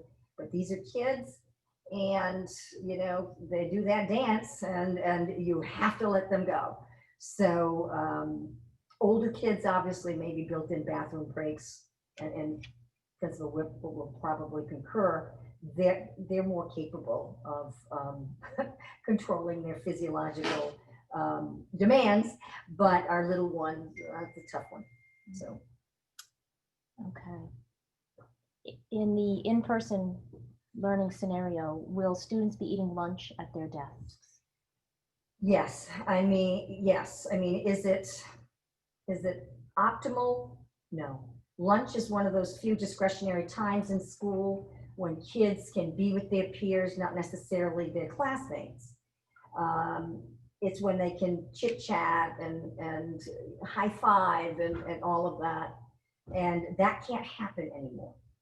Our cafeteria is relatively small. And so our lunches will be in the classrooms. Teaching assistants will be supervising. The lunches will be delivered by Chartwell staff. We invested in some of those trolleys. We're investing also in another refrigeration unit, or at least we're in talks to do so.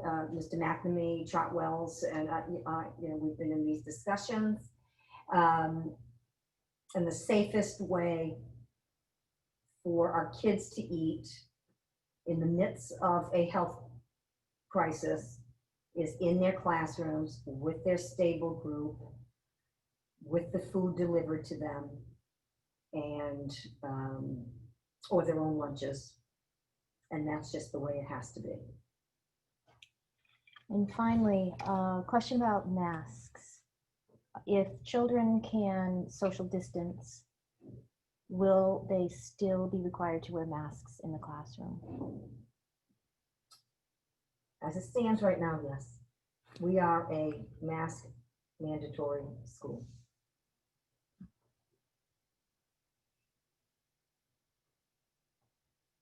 Okay. Is that it?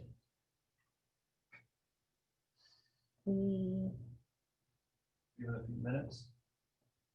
Hey, you don't have to stop sending questions. Mrs. Sedgwick will forward them to me, and you can send them to me every day.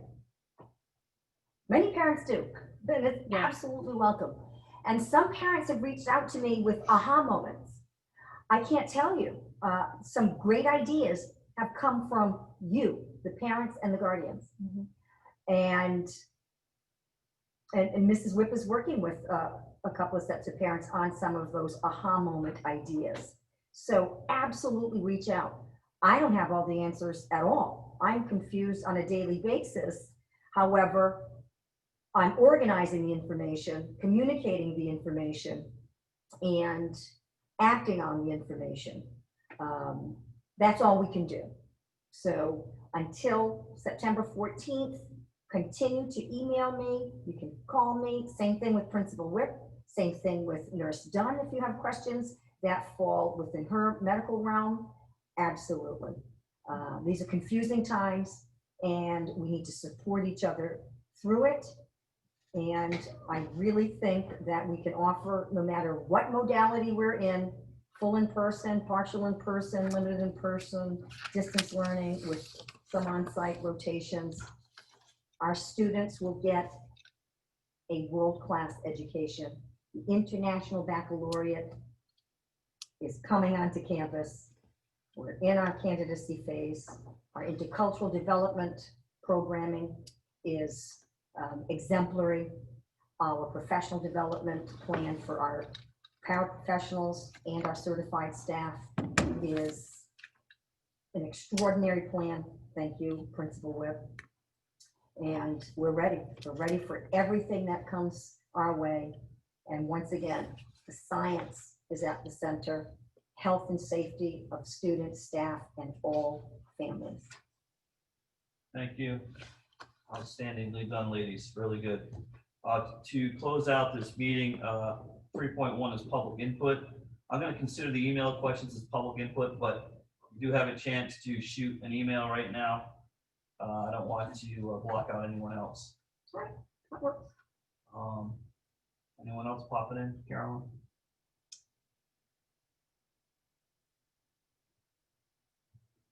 You want more questions? Let me just go back in. I wish we had music playing, something. No, I think we covered most of them. All right, great. Yeah, thank you, everybody. Thank you. 4.1, I will consider a motion to adjourn. Do I have a motion? You have a motion to adjourn? Do I have a second? Second. I'll second the motion. Roll call, please, Mariah. Holly Allen, Aye. Ed Bowen, Aye. Rita Kenahan, Aye. Jana Porter, Aye. Patrick McHugh. Aye. Okay, so we are adjourned, and I am going to pick up the meeting that we recessed. I have all my committee members with me. If there are no objections, I would like to table 5.1, 6.2, 8.1 through 8.6, 10.3 through 10.12. Any objections to tabling those? Why do you want to table all the policies? I see there is an objection. I'm just curious.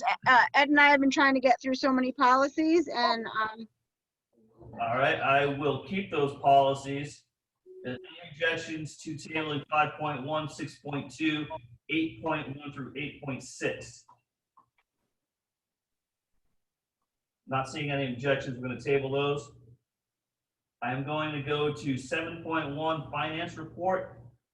You can't forget about the dollars. No. So John McNamee, when you're ready, we will take the finance report, please. Thank you, Mr. Chairman. I'll make this brief. Basically, there hasn't been any change in what we're looking at from a surplus from the July report. So we're looking at roughly about 156,000.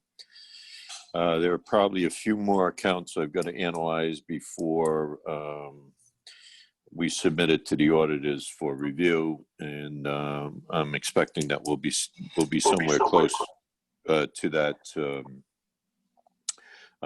number. There are two items I just want to bring your attention to. We have two areas of COVID funding from the CARES Act. We have the ESSA funds, which were monies that were given through the CARES Act to elementary and secondary schools. And that's roughly about $32,000. What the state did was they shorted our June state aid payment, and they're replacing that payment with these ESSER funds. And these funds have to be spent on any COVID-related expenses. In our case, I think we'll probably be using these to fund Chromebook purchases for students. The second tranche of money was Corona relief funds, which is, as many of you have heard the governor saying, she's given $50 million to the schools for their opening. Well, our portion of that 50 million is roughly about $40,000. And those monies have to be spent on reopening expenses, obviously COVID-related expenditures. So we're going to dedicate those funds to things like PPE, sanitizing supplies and equipment, the tents, and maybe just some additional curriculum expenditures to help us get through the upcoming year. So those are the two changes. Those that 32,000 I spoke of in ESSA funds will more than likely get reported as revenue in FY21, as would the COVID relief funds as well too. So, but that concludes my report for August. Thank you, John. I appreciate that. Any questions for John McNamee? Not seeing any. Okay, we're down to 9.1 public input on agenda items. So on this meeting, folks, you raise your hand on your computer. John Gabriel will alert me when your hand is up, and I scroll through here. Sometimes I figure it out myself, and we will get you right on there. So we're going to go down to 10.1. Even though I'm done with public input, that doesn't mean you can't raise your hand as we continue. 10.1, consider, discuss, and vote on what action Little Compton School Committee should take in regards to Portsmouth High School's reopening plan, its distance learning option, third-party vendor. Rita Canahan, I'd like to ask you, since you are our liaison over in Portsmouth, and I know you had a conversation with the Assistant Superintendent, Liz Viveras, and so you have something to report to us concerning this topic. I do. Thanks, Patrick. So when I attended the Portsmouth School Reopening Forum a few weeks ago, everything seemed to be in order.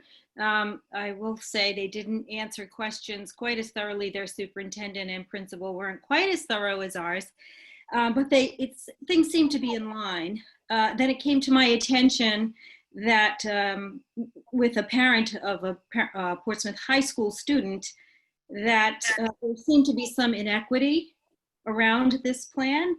So I spoke with the Assistant Superintendent, Liz Viveros, about a week and a half ago, and wanted to know about this situation where they're using the third-party vendor Edgenuity for those students who choose to distance learn.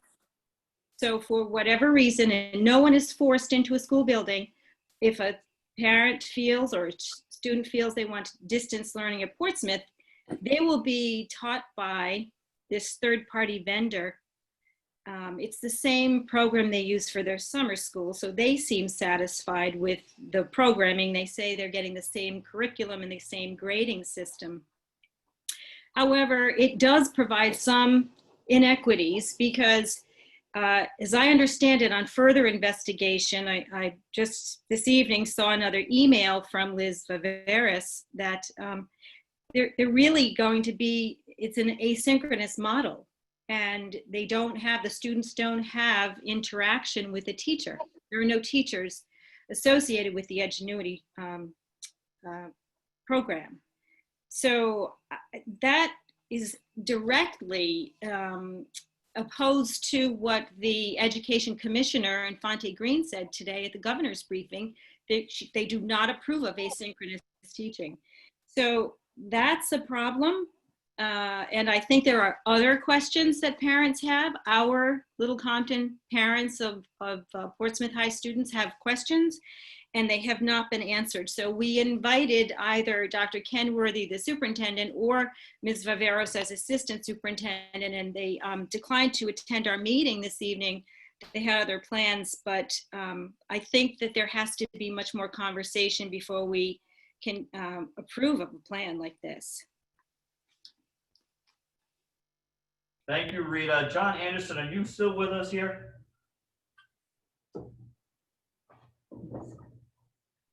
Is he awake? I know we're on the clock, we're paying him. Is he still with us?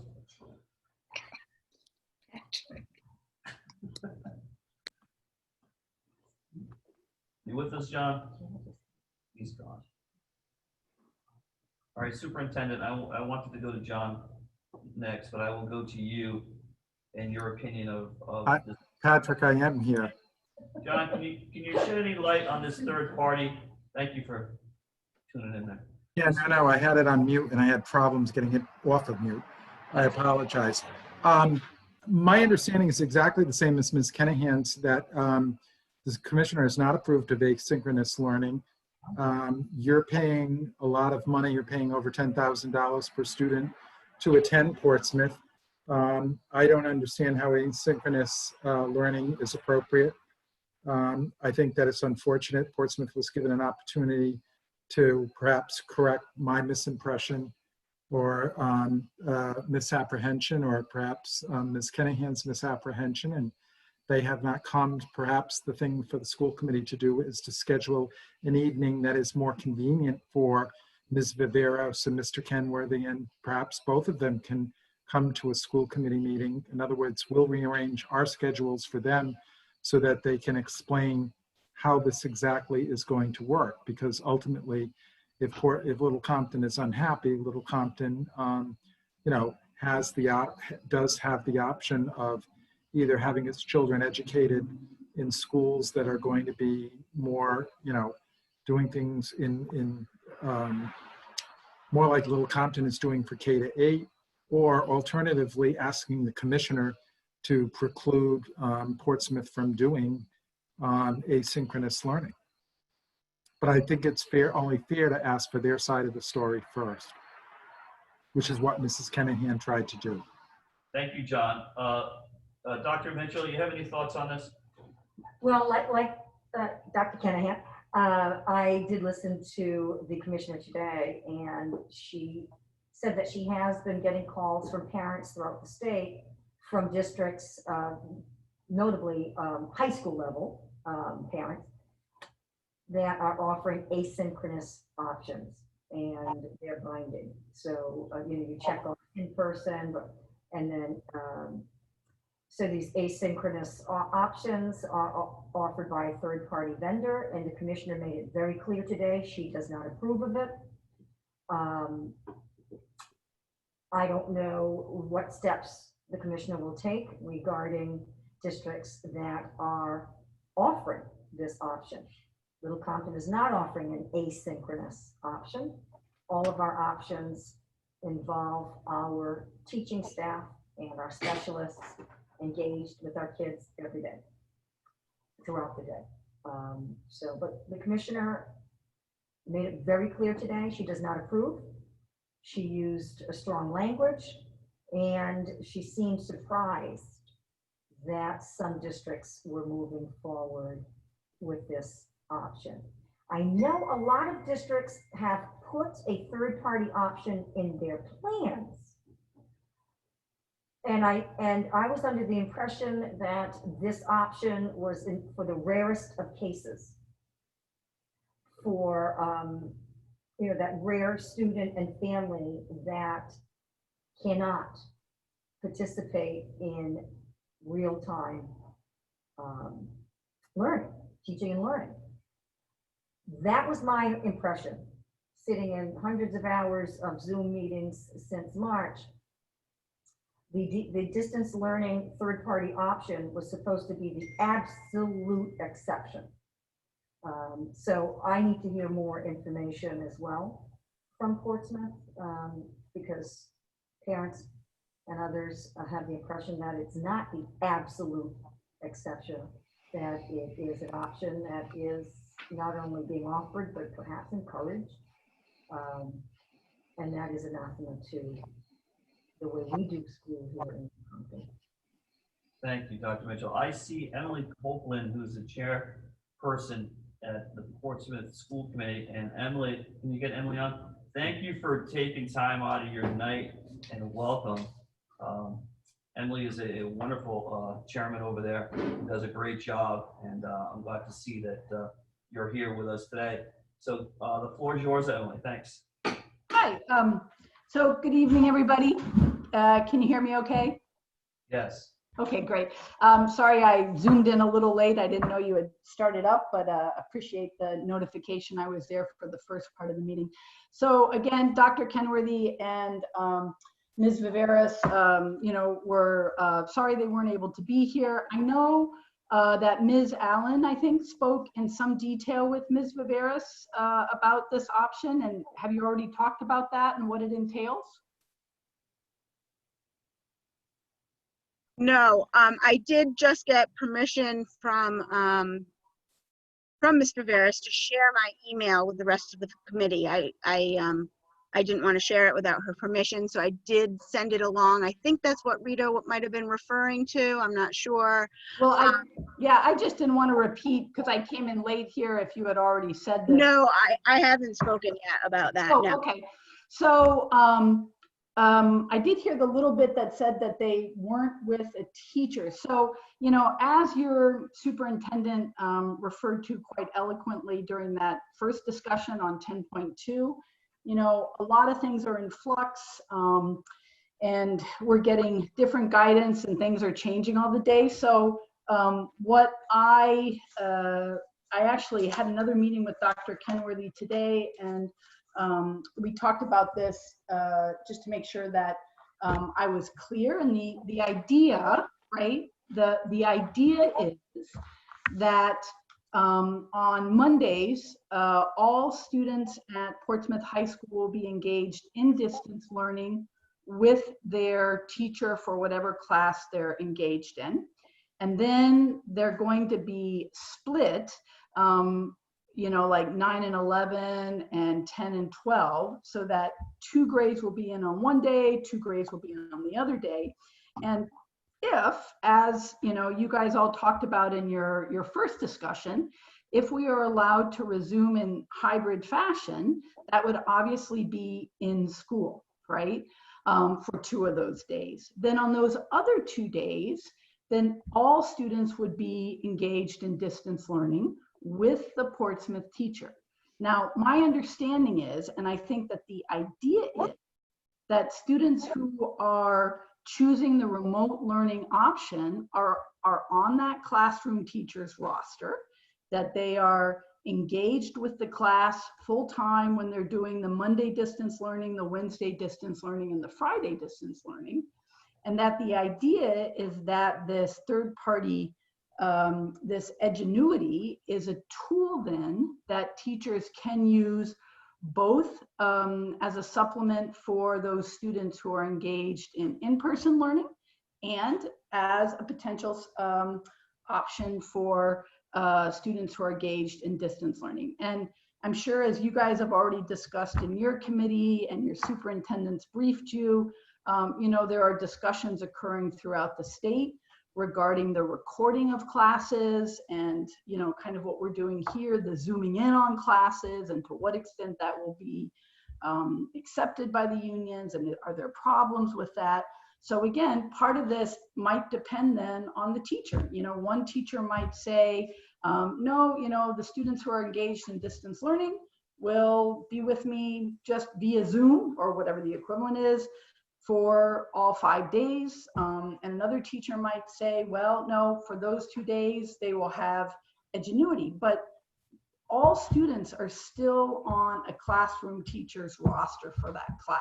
So I believe there might have been an assertion that they're not having any interaction with the Portsmouth teachers, and that's not the idea. So, but again, like you guys were talking about earlier, what exactly is going to happen? These plans are still being worked on, they're still being discussed, they're still being refined.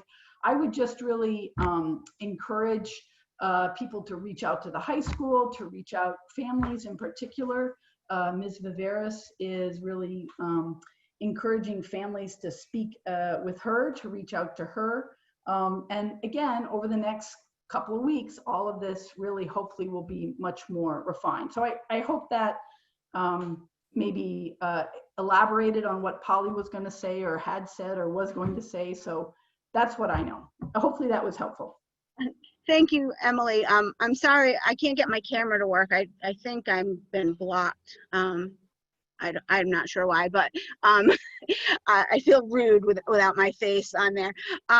So this is not what I've been told, and some other parents have been told, and I understand everything is always changing. I get that, but as parents of kids whose brains aren't fully formed, let's be honest, and need some interaction with their peers and their teachers, we have been told that the kids that sign up for distance learning will not be Zooming with their peers, that they will not be Zooming at all. That's what we've been told. Whether that's changed, I'm not sure, and that we're locked into it for a whole term. So if we picked distance learning, and they were learning from the dashboard, there would be no Zooming they would be on the roster with their teacher, but there would be no Zoom, no Google Meets, no video classrooms, and they could not switch that. Even if the high school went to distance learning, they could not switch that until the term ended, that they were locked into that third party, no video learning for a whole semester. So, now, that could have changed, but that's not what we've heard. So I think you have heard correctly, Okay. that whatever option parents choose has to continue for a marking period, right? So Yeah. I think that is what I've been hearing consistently from the schools, but that at the end of each marking period, students will be able to say, we want to go back into in-person, or we want to go remote. Our situation's changed, and there will always be a slot held for students if we're in person or if they're going remote. So, but I do think that's correct, that the idea is that what they want is to sort of have parents and students decide for the first quarter, the second quarter, the third quarter, which option are they doing. Now, right. If families decide to go with whatever model Portsmouth is doing, and again, like your superintendent said, we're not going to know what the governor and the commissioner are deciding probably until August 31st. So if they say the entire districts will be remote, then it will be distance learning similar to what happened last spring, right? That's wonderful. Yeah, Sorry? you guys did a great job with that. Yeah, so that would be the distance learning module if it's not the hybrid module, right? Now, the question though, I think that is going to have to be flushed out, and again, I spoke with Tom Kenworthy today, and so all I can say is that the idea is, right, that the Edgenuity is an extra tool, that some teachers might say, yes, we're going to have the Edgenuity plan for students, particularly on the days when we're in class, that they will have that. Some teachers might say, all classrooms, by the way, are equipped with cameras and able, but as I'm sure you're having these discussions with your teachers, right? That's something that has to be discussed, and hopefully within the next week or so, we'll have some clarity on that. So all I can say there's a lot of things in flux. So you're right that there's uncertainty, but my understanding is that, distance learning students would be on the classroom roster with their teacher, that it's not as if it's a third party contract out, if that makes sense. But that, again, that grading and that assessment is all part of the teacher whose roster they are on, but that there may be different tools, different modalities. Again, I think this is something that, on the 25th, when we have our full school committee meeting, I'll ask more questions about. Yeah, so are you in the understanding that distance learning kids can Zoom in to their peer classrooms or not? Because I'm not even hearing that it's an option, that it's just a no. It's a no. Well, I think as Patrick will probably tell you, based on the chairs committee meetings around the state, the question of zooming in and recording classes and, you know, what options are going to be available are still up to discussion district by district. Okay, I'm just saying as a mother and as a school committee meeting member that I just feel that it's not equitable that we have kids that due to health reasons or family health reasons, home distance learning, that they might possibly just sort of be on their own teaching themselves. I don't find that equitable. And I think the commissioner came out today and said that's not equitable. I'm not sure if that's a full, I don't want to say accurate, but I don't know if that's really a full depiction of what they are planning. But again, I think this is something that, you know, we need to have more information on the 25th. Okay, yeah, and like, so I was also told that the assessment and the grading would be done by the third-party vendor, not the teacher. So, yeah, I think maybe as a committee, or I don't know, I'll defer to the chair, but I think we'd like these questions answered for our students. Yeah, could I say something? Can anybody hear me? Go, Rita. Go ahead. No, it's Jana. I'm sorry, Jana. I was looking at Rita. I mean, I was looking at Jana, but Rita, I'm sorry. Okay. Can you hear me? I'm really distrusting my media tonight. There you go. Yeah, okay. I just want to say that I think offering our students at a distance anything different that their students at the school are getting offered is really inequitable.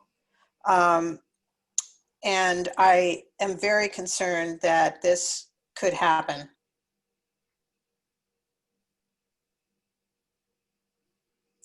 Thank you, Jana. Anyone else have anything they'd like to add? This discussion. I'm gonna check to see if any hands are up here.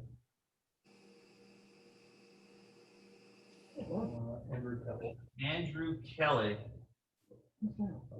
Andrew, can you hear me? Yes, I can. Andrew is a town council member in Portsmouth. Am I right, Andrew? You are correct. Speaking for myself, not for the town council nor for the school committee. And you are a former school committee member. Yes. And a wonderful guy. I just wanted to chime in here. It is my understanding, and it's what Dr. Copeland stated, that the distance learning students, it's my understanding that the idea is to have full distance learning students participate as every in-school student would, the hybrid model, those 3 days a week, Monday, Wednesday, Friday, and that individual teachers may use the third-party program on those Tuesdays and Thursdays for the distance learning students while they're teaching in the classroom. So you can extrapolate that would mean that those students that are in the classroom may be taking exams, quizzes, etc., while in school, and that those full distance learning students may be taking those through the third-party vendor at home on the same days. Does that make sense? Can you hear me? Yes. Go ahead. Yeah, I think that's an assumption. I would love to have that a proven assumption. If the kids on remote learning are just getting remote or getting that whatever substitute thing is when they're being tested, that's one thing, but that's not what I'm hearing. And teachers have the full choice, right? That is what I just heard Dr. Copeland say. Yeah, I do remember, again, let me just, yeah, I'm sorry, I didn't mean to interrupt, Andrew. Thank you. I would just say, I would echo what what your superintendent said earlier, just to remember that right now, things are still in flux. That's part of the reason why Portsmouth extended the deadline for parents to decide whether they wanted to do distance, learning or in person, that they have a little bit more time to sort of see exactly what the parameters of each are. Like your superintendent said, we're following the science as well. So, again, remember, some students might be in school Tuesday, Thursdays, other students might be in school Wednesday, Fridays, but the idea being that there would be activities for those students who are not fully in the class that would be happening so that they wouldn't just be left hanging. And I think that's what this Edgenuity can be a useful supplement for. Now, in my view, I as a professor myself, I don't think there's a lot of good substitutes for being in front of a teacher or being in front of a professor, and having that action. But, different families may have different considerations, when they're deciding, do they want to go remote for a semester or not? And it may be preferable than, saying we're going to either homeschool or we're going to send our children full-time to school. So I think what we're all trying to do in these very uncertain waters is navigate as best we can while really trying to make sure that we have options for students and families. But very good questions, with the assessment, the grading, and again, would some teachers have Zooming in? We have the technology, right? So I think, again, that's something that will hopefully be discussed more over the next week or two, and we'll know firmer answers before parents have to decide which option they're wanting to do.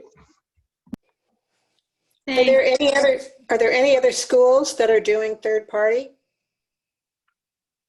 Yeah, I believe other schools are doing things with, again, think of Edgenuity as a tool. It's not it's not like you're sending kids to an outplacement or something, but it's an extra tool that faculty can have. We have a license for the entire high school, so it may be used both for some of the in-person as well as some of the distance learning. So I would think of it more as a tool or a supplement. Okay, my question was, are there other schools that are doing this? I would have to look at all the other schools on that question. I can't give you an answer on that. Okay, I haven't heard of any that are, but thank you.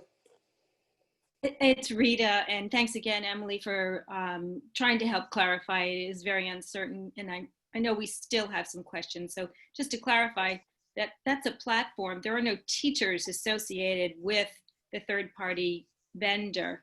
So if a child is home on a Tuesday or Thursday taking a test, they don't have a teacher they can talk to if they have a question about the test, right? It's just a platform. Again, I'm going to defer those answers until the 25th, but I will make sure that those questions are on the agenda. Great. And I understand there's supposed to be another forum for Portsmouth High students. Yeah, so once they've, so again, if everything kind of goes as the governor and the commissioner are saying, and superintendent, please correct me if I'm saying anything wrong here. My understanding is that they're going to be making a decision on or about the 31st. Schools aren't starting until the 14th. And so once that decision has been made, there's going to be fora at each of the schools in Portsmouth, elementary, the two elementaries, the middle, and the high school, for parents to come, ask questions, et cetera, et cetera, et cetera. So yes, there will be that, and it's probably going to be, sometime in that period between the 31st and the 14th. Thank you, Emily. I'm wondering if there would be an opportunity that we as a school committee as a whole could ask maybe Ms. Viveris, she seems to be the one who responds, our questions, just because I've gotten different answers from her as late as today about how this is going to work and that, you know, once my son is signed up for distance learning, he's in it with no live learning. So I just to clarify, I know you're hearing one thing, I'm hearing another, and I've already made up my mind because my mind is made up for health reasons, not necessarily my son's, but members of my family. So my decision isn't made on how well you're going to teach him while he's distance learning. My decision is made for our health, but then I'm putting it on you guys to give him an equitable education. So I've made my decision. I just want to know what I need to fight for, is really what I need to know. So Yeah. if we could have, and I understand there's a forum, I understand it's going to be on your agenda, but an opportunity where we as school committee members can address our questions. Sure. I mean, you know, I mean, we have the practice where whenever an item's on the agenda and there are questions from the public, we've always taken questions from the public. You know, it's not something that we encourage public debate, public discussion. I could say, you know, I understand maybe some of the confusion because I do think things are changing and in flux, and there's a lot, as your superintendent was saying, there's a lot of uncertainty. And so, you know, part of the issue might be that they might say, we don't have an exact answer to that question yet, right? Which I know is very frustrating for parents and school committee members and teachers and administrators to hear. But I think, you know, we recognize that they are working on getting those answers, for example. I mean, I think of a couple of options. If you want to email me any particular questions, I'll make sure they get asked. If you want to attend and raise a hand during the public debate, and I think, again, you know, the administration. I'm asking for an opportunity as a school committee that sends our high school students to your school to actually be able to have a conversation with your administrators. Yeah, and again, I think maybe the time to do that is when they've ironed that out before parents have to make those decisions. Might be a good time. Okay, I'm trying to bring my concerns up before the decisions are made, because I know like Barrington and Warren and other big high schools are not using are doing live Zoom 5-day-a-week distance learning. So before, you know, I'm worried you guys are going to go too far down the rabbit hole, and then I'm not going to have, you know, my son's going to be stuck on a dashboard along with however other many kids that doesn't work for their learning style and just isn't fair, and they're being punished for their family's health issues. Yeah, no, I mean, as I think as you know, Patrick would report from the last chairs meeting across the state, I think there are now 3, Patrick, am I right on this? 3 districts that have reached MOUs about using Zoom and recording classes in the state. And there was something asked about is that something that the state RIDE would be willing to take on to have kind of a general MOU? So again, I think those conversations are happening and need to happen. It's just, and I know it's frustrating, but I don't think I can say one way or the other what an answer is right now. If I could just offer, and again, based on what the governor and the commissioner said today, said work with us. You know, they referenced Warwick School Committee making that decision, you know, to open on their own, and then they talked with the governor, they talked with RIDE, they talked with the commissioner, and they've worked through some of their issues. So my point is, perhaps if we have questions that aren't answered, maybe we could work together with the commissioner's office. Maybe we could, you know, chat, because I understand what you're saying, Polly. We have questions right now, and it's prudent to wait to see what the governor says on the 31st, but we do have questions now for our high school students. And so how can we best get those answered? Well, I think in the short term, we have a meeting on the 25th. I think sending me a list of your questions would be a good thing. I think there's a lot, but I mean, again, I'm not going to speak for either the superintendent or the assistant superintendent here. So, you know, I think we're clearly, you know, parents, I think, should ask questions just like Portsmouth parents are asking questions, and that's sort of how we're doing that right now. I mean, I think the other thing to remember is both the DMG and RIDE, you know, approved Portsmouth's plans without really any kind of, you know, there wasn't like the Warwick or some of the other districts where they had significant concerns about them. I think if you go, in fact, I would encourage everybody to look. We had our last meeting in person, virtual, and live streamed on YouTube, and you can watch the YouTube video of the August 11th meeting, where they talk about sort of each of the schools in detail and the health and safety and teaching and learning. So that's another resource. And then on the 25th, we'll have another meeting. Thank you. Emily, thank you so much for coming and taking these questions. I think August is going to be a very important night. Is that when your school committee meeting is? What night? August 25th is when we have our next one, and then we have one on September 8th. Yes, so I think the 25th and the 8th would be very important dates for our Little Compton parents. And I would just say the other thing, just to tell Little Compton parents, is we are going to be requiring facial coverings, masks, you know, the 2-layer fabric. For example, you know, that's not a bandana or a neck gaiter or a crocheted thing. So that's something parents should consider as well, that those are going to be required at all the schools next year, with different levels depending on, you know, if you're in elementary, high school, middle school, different Thank you. procedures. Told by the superintendent here that we're going to be purchasing those for our students over there. So thank you for that information. Great. And I want to thank Andrew Kelly too for coming to the meeting. I really appreciate it. I do have one hand up. Jenna Magnuski, do you have a question for one of our Portsmouth people? I did.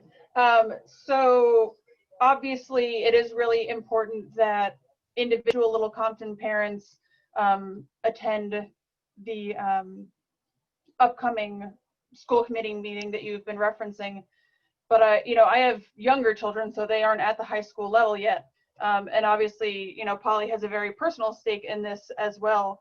But I would hope that the Little Compton School Committee as a group has the opportunity to advocate with the school administration of Portsmouth, because we are like a bulk stakeholder. We pay a lot of money for our high school students to attend Portsmouth. And so I think that when there is such a differential, that as a group, they should be able to ask those questions. Thank you, Jenna. Remember, you have Rita attends our meetings faithfully, and I think, you know, again, the first thing I would do would give her a list of questions to ask on the 25th, right? And I'll make sure she's recognized. So, you know, that is the official conduit, and I say make use of it. Thank you. Appreciate that.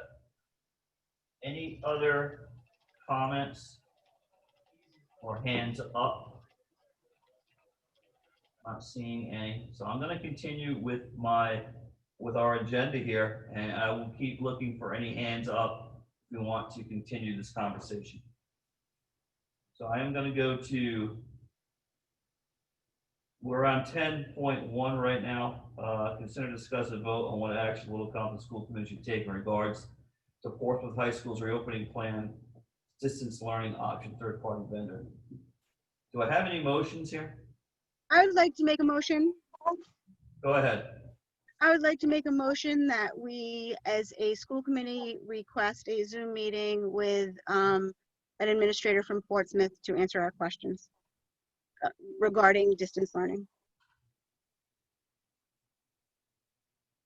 I'm just thinking about that a second, Polly. I don't know if we need a motion for that. My recollection is the assistant superintendent could have made our last meeting to discuss this, but she went on vacation. We changed our meeting, and then she went on vacation. So I just think it's our superintendent. We can charge her with setting up a meeting with them. Does that sound about right, John Anderson? Does that sound about right? We can Yes. That's perfectly fine. Yep, that's absolutely fine. You okay with that, Polly? Yes, yep. Anyone else?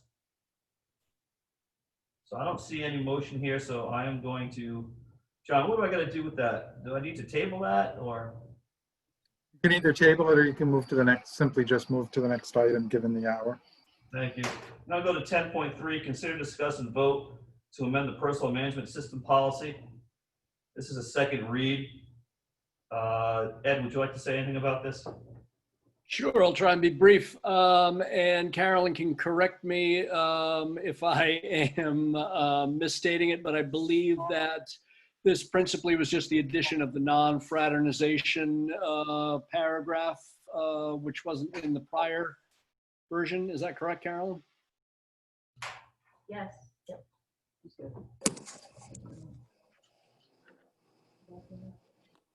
Yes, Ed. Okay, is that? So I will consider a motion to amend the personal management system policy. Do I have a motion? So moved. Do I have a second? I will second. Any discussion on this one? Not seeing any. Can I have a roll call from Mariah, please? Polly Allen, Aye. Ed Bowen, Aye. Jenna Porter, Aye. Rita Kenahan, Aye. Patrick McHugh. Aye. Motion passes unanimously. 10.4, consider, discuss, and vote to adopt the Human Resources Director / Administrative Assistant to the Superintendent Compensation Policy. This is also a second read. Ed? I will include the next three with this for the sake of brevity. So this, these are brought about by the new laws from the General Assembly, and the only thing that we added since the first read was the base salary provision for each of this HR, IT, and principal. So 10.4, 10.5, and 10.6. Thank you. Do I have a motion? I will make the motion. Have a second? Second. Any further discussion? Roll call, please, Mariah. Polly Allen, Aye. Ed Bowen, Aye. Jana Porter, Aye. Rita Kenahan, Aye. Patrick McHugh. Aye, that passes unanimously. Thank you. 10.5, consider, discuss, and vote to adopt the Information Technology IT Director Compensation Policy. Do I have a motion?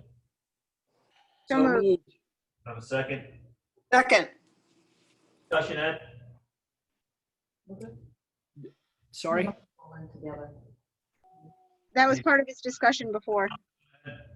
It was, yes. I mean, this is also the second read, and the only thing that was added to this was the base salary, which wasn't in the first draft, but like 10.4 arises from the General Assembly's reorganization of the power structure in school committees. Can I have a roll call, please? Polly Allen, Aye. Ed Bowen, Aye. Jana Porter, Aye. Rita Kenahan, Aye. Patrick McHugh. Aye, that passes unanimously. 10.6, this is a first read. Consider and discuss amend the compensation policy. Ed?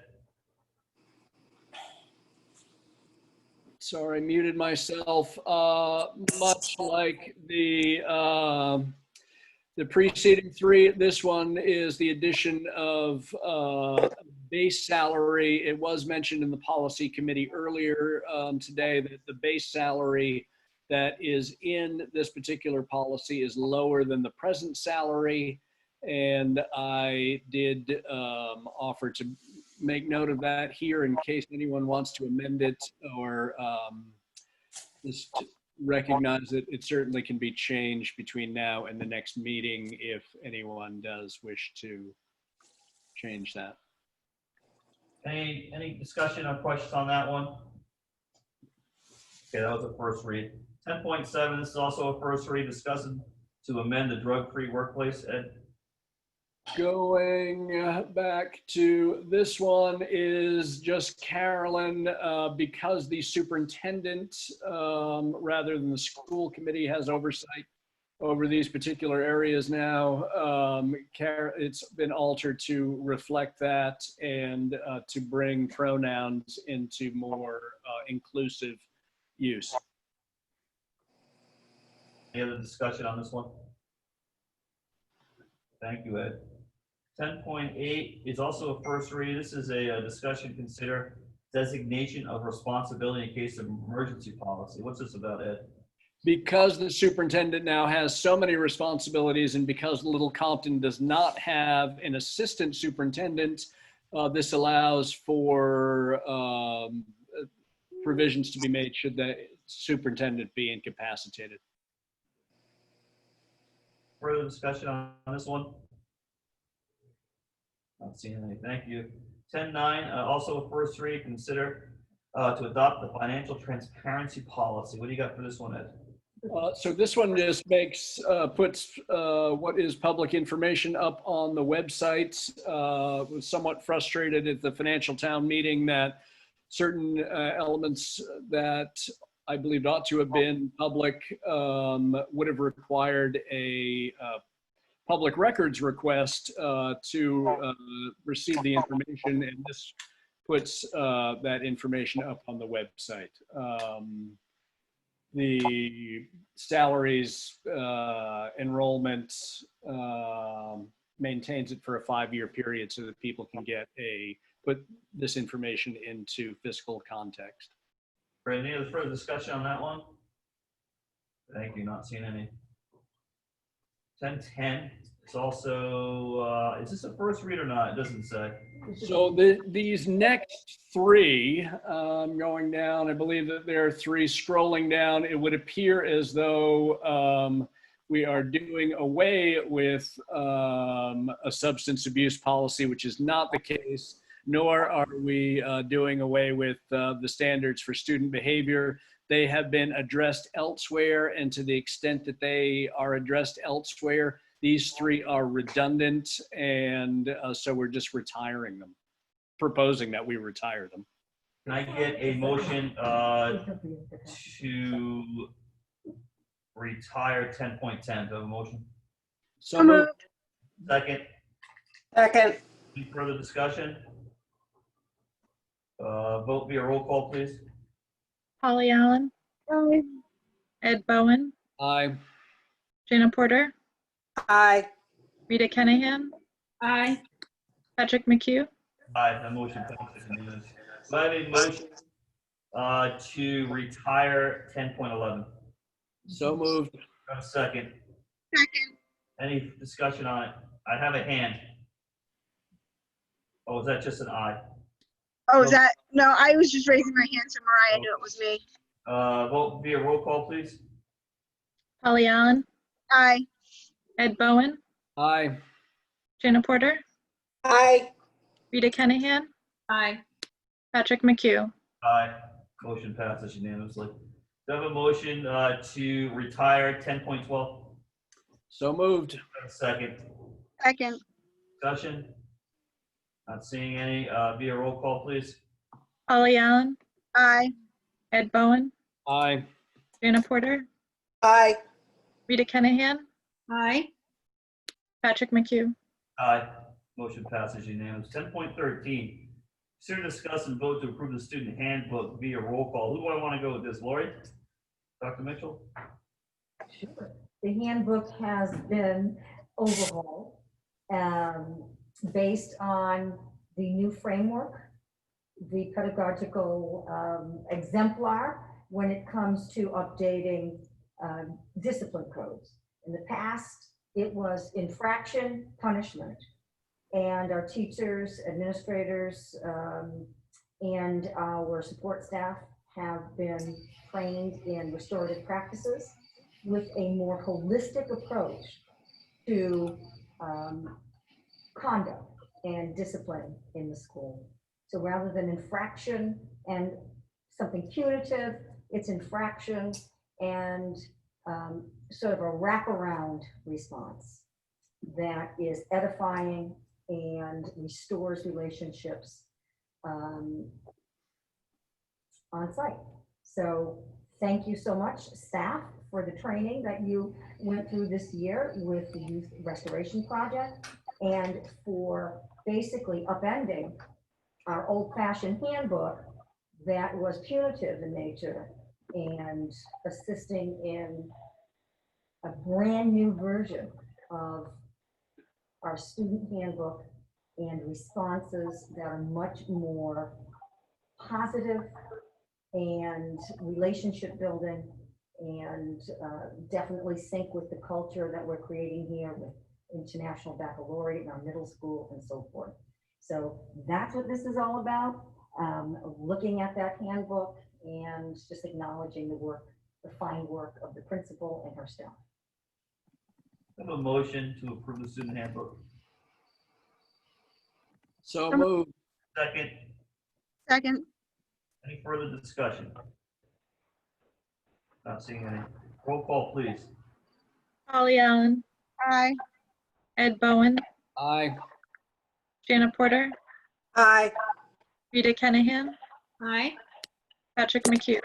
Aye. 10:13 is unanimous. 10:14, consider, discuss, and vote to approve any request for information from admin or legal counsel. Anyone? Not seeing any. Sonia Friendly has her hand up. Who? Sonia has her hand up. I don't know how long. Sure. Let me just finish this one. She could be a while. We have no requests. And I will go back to the hands.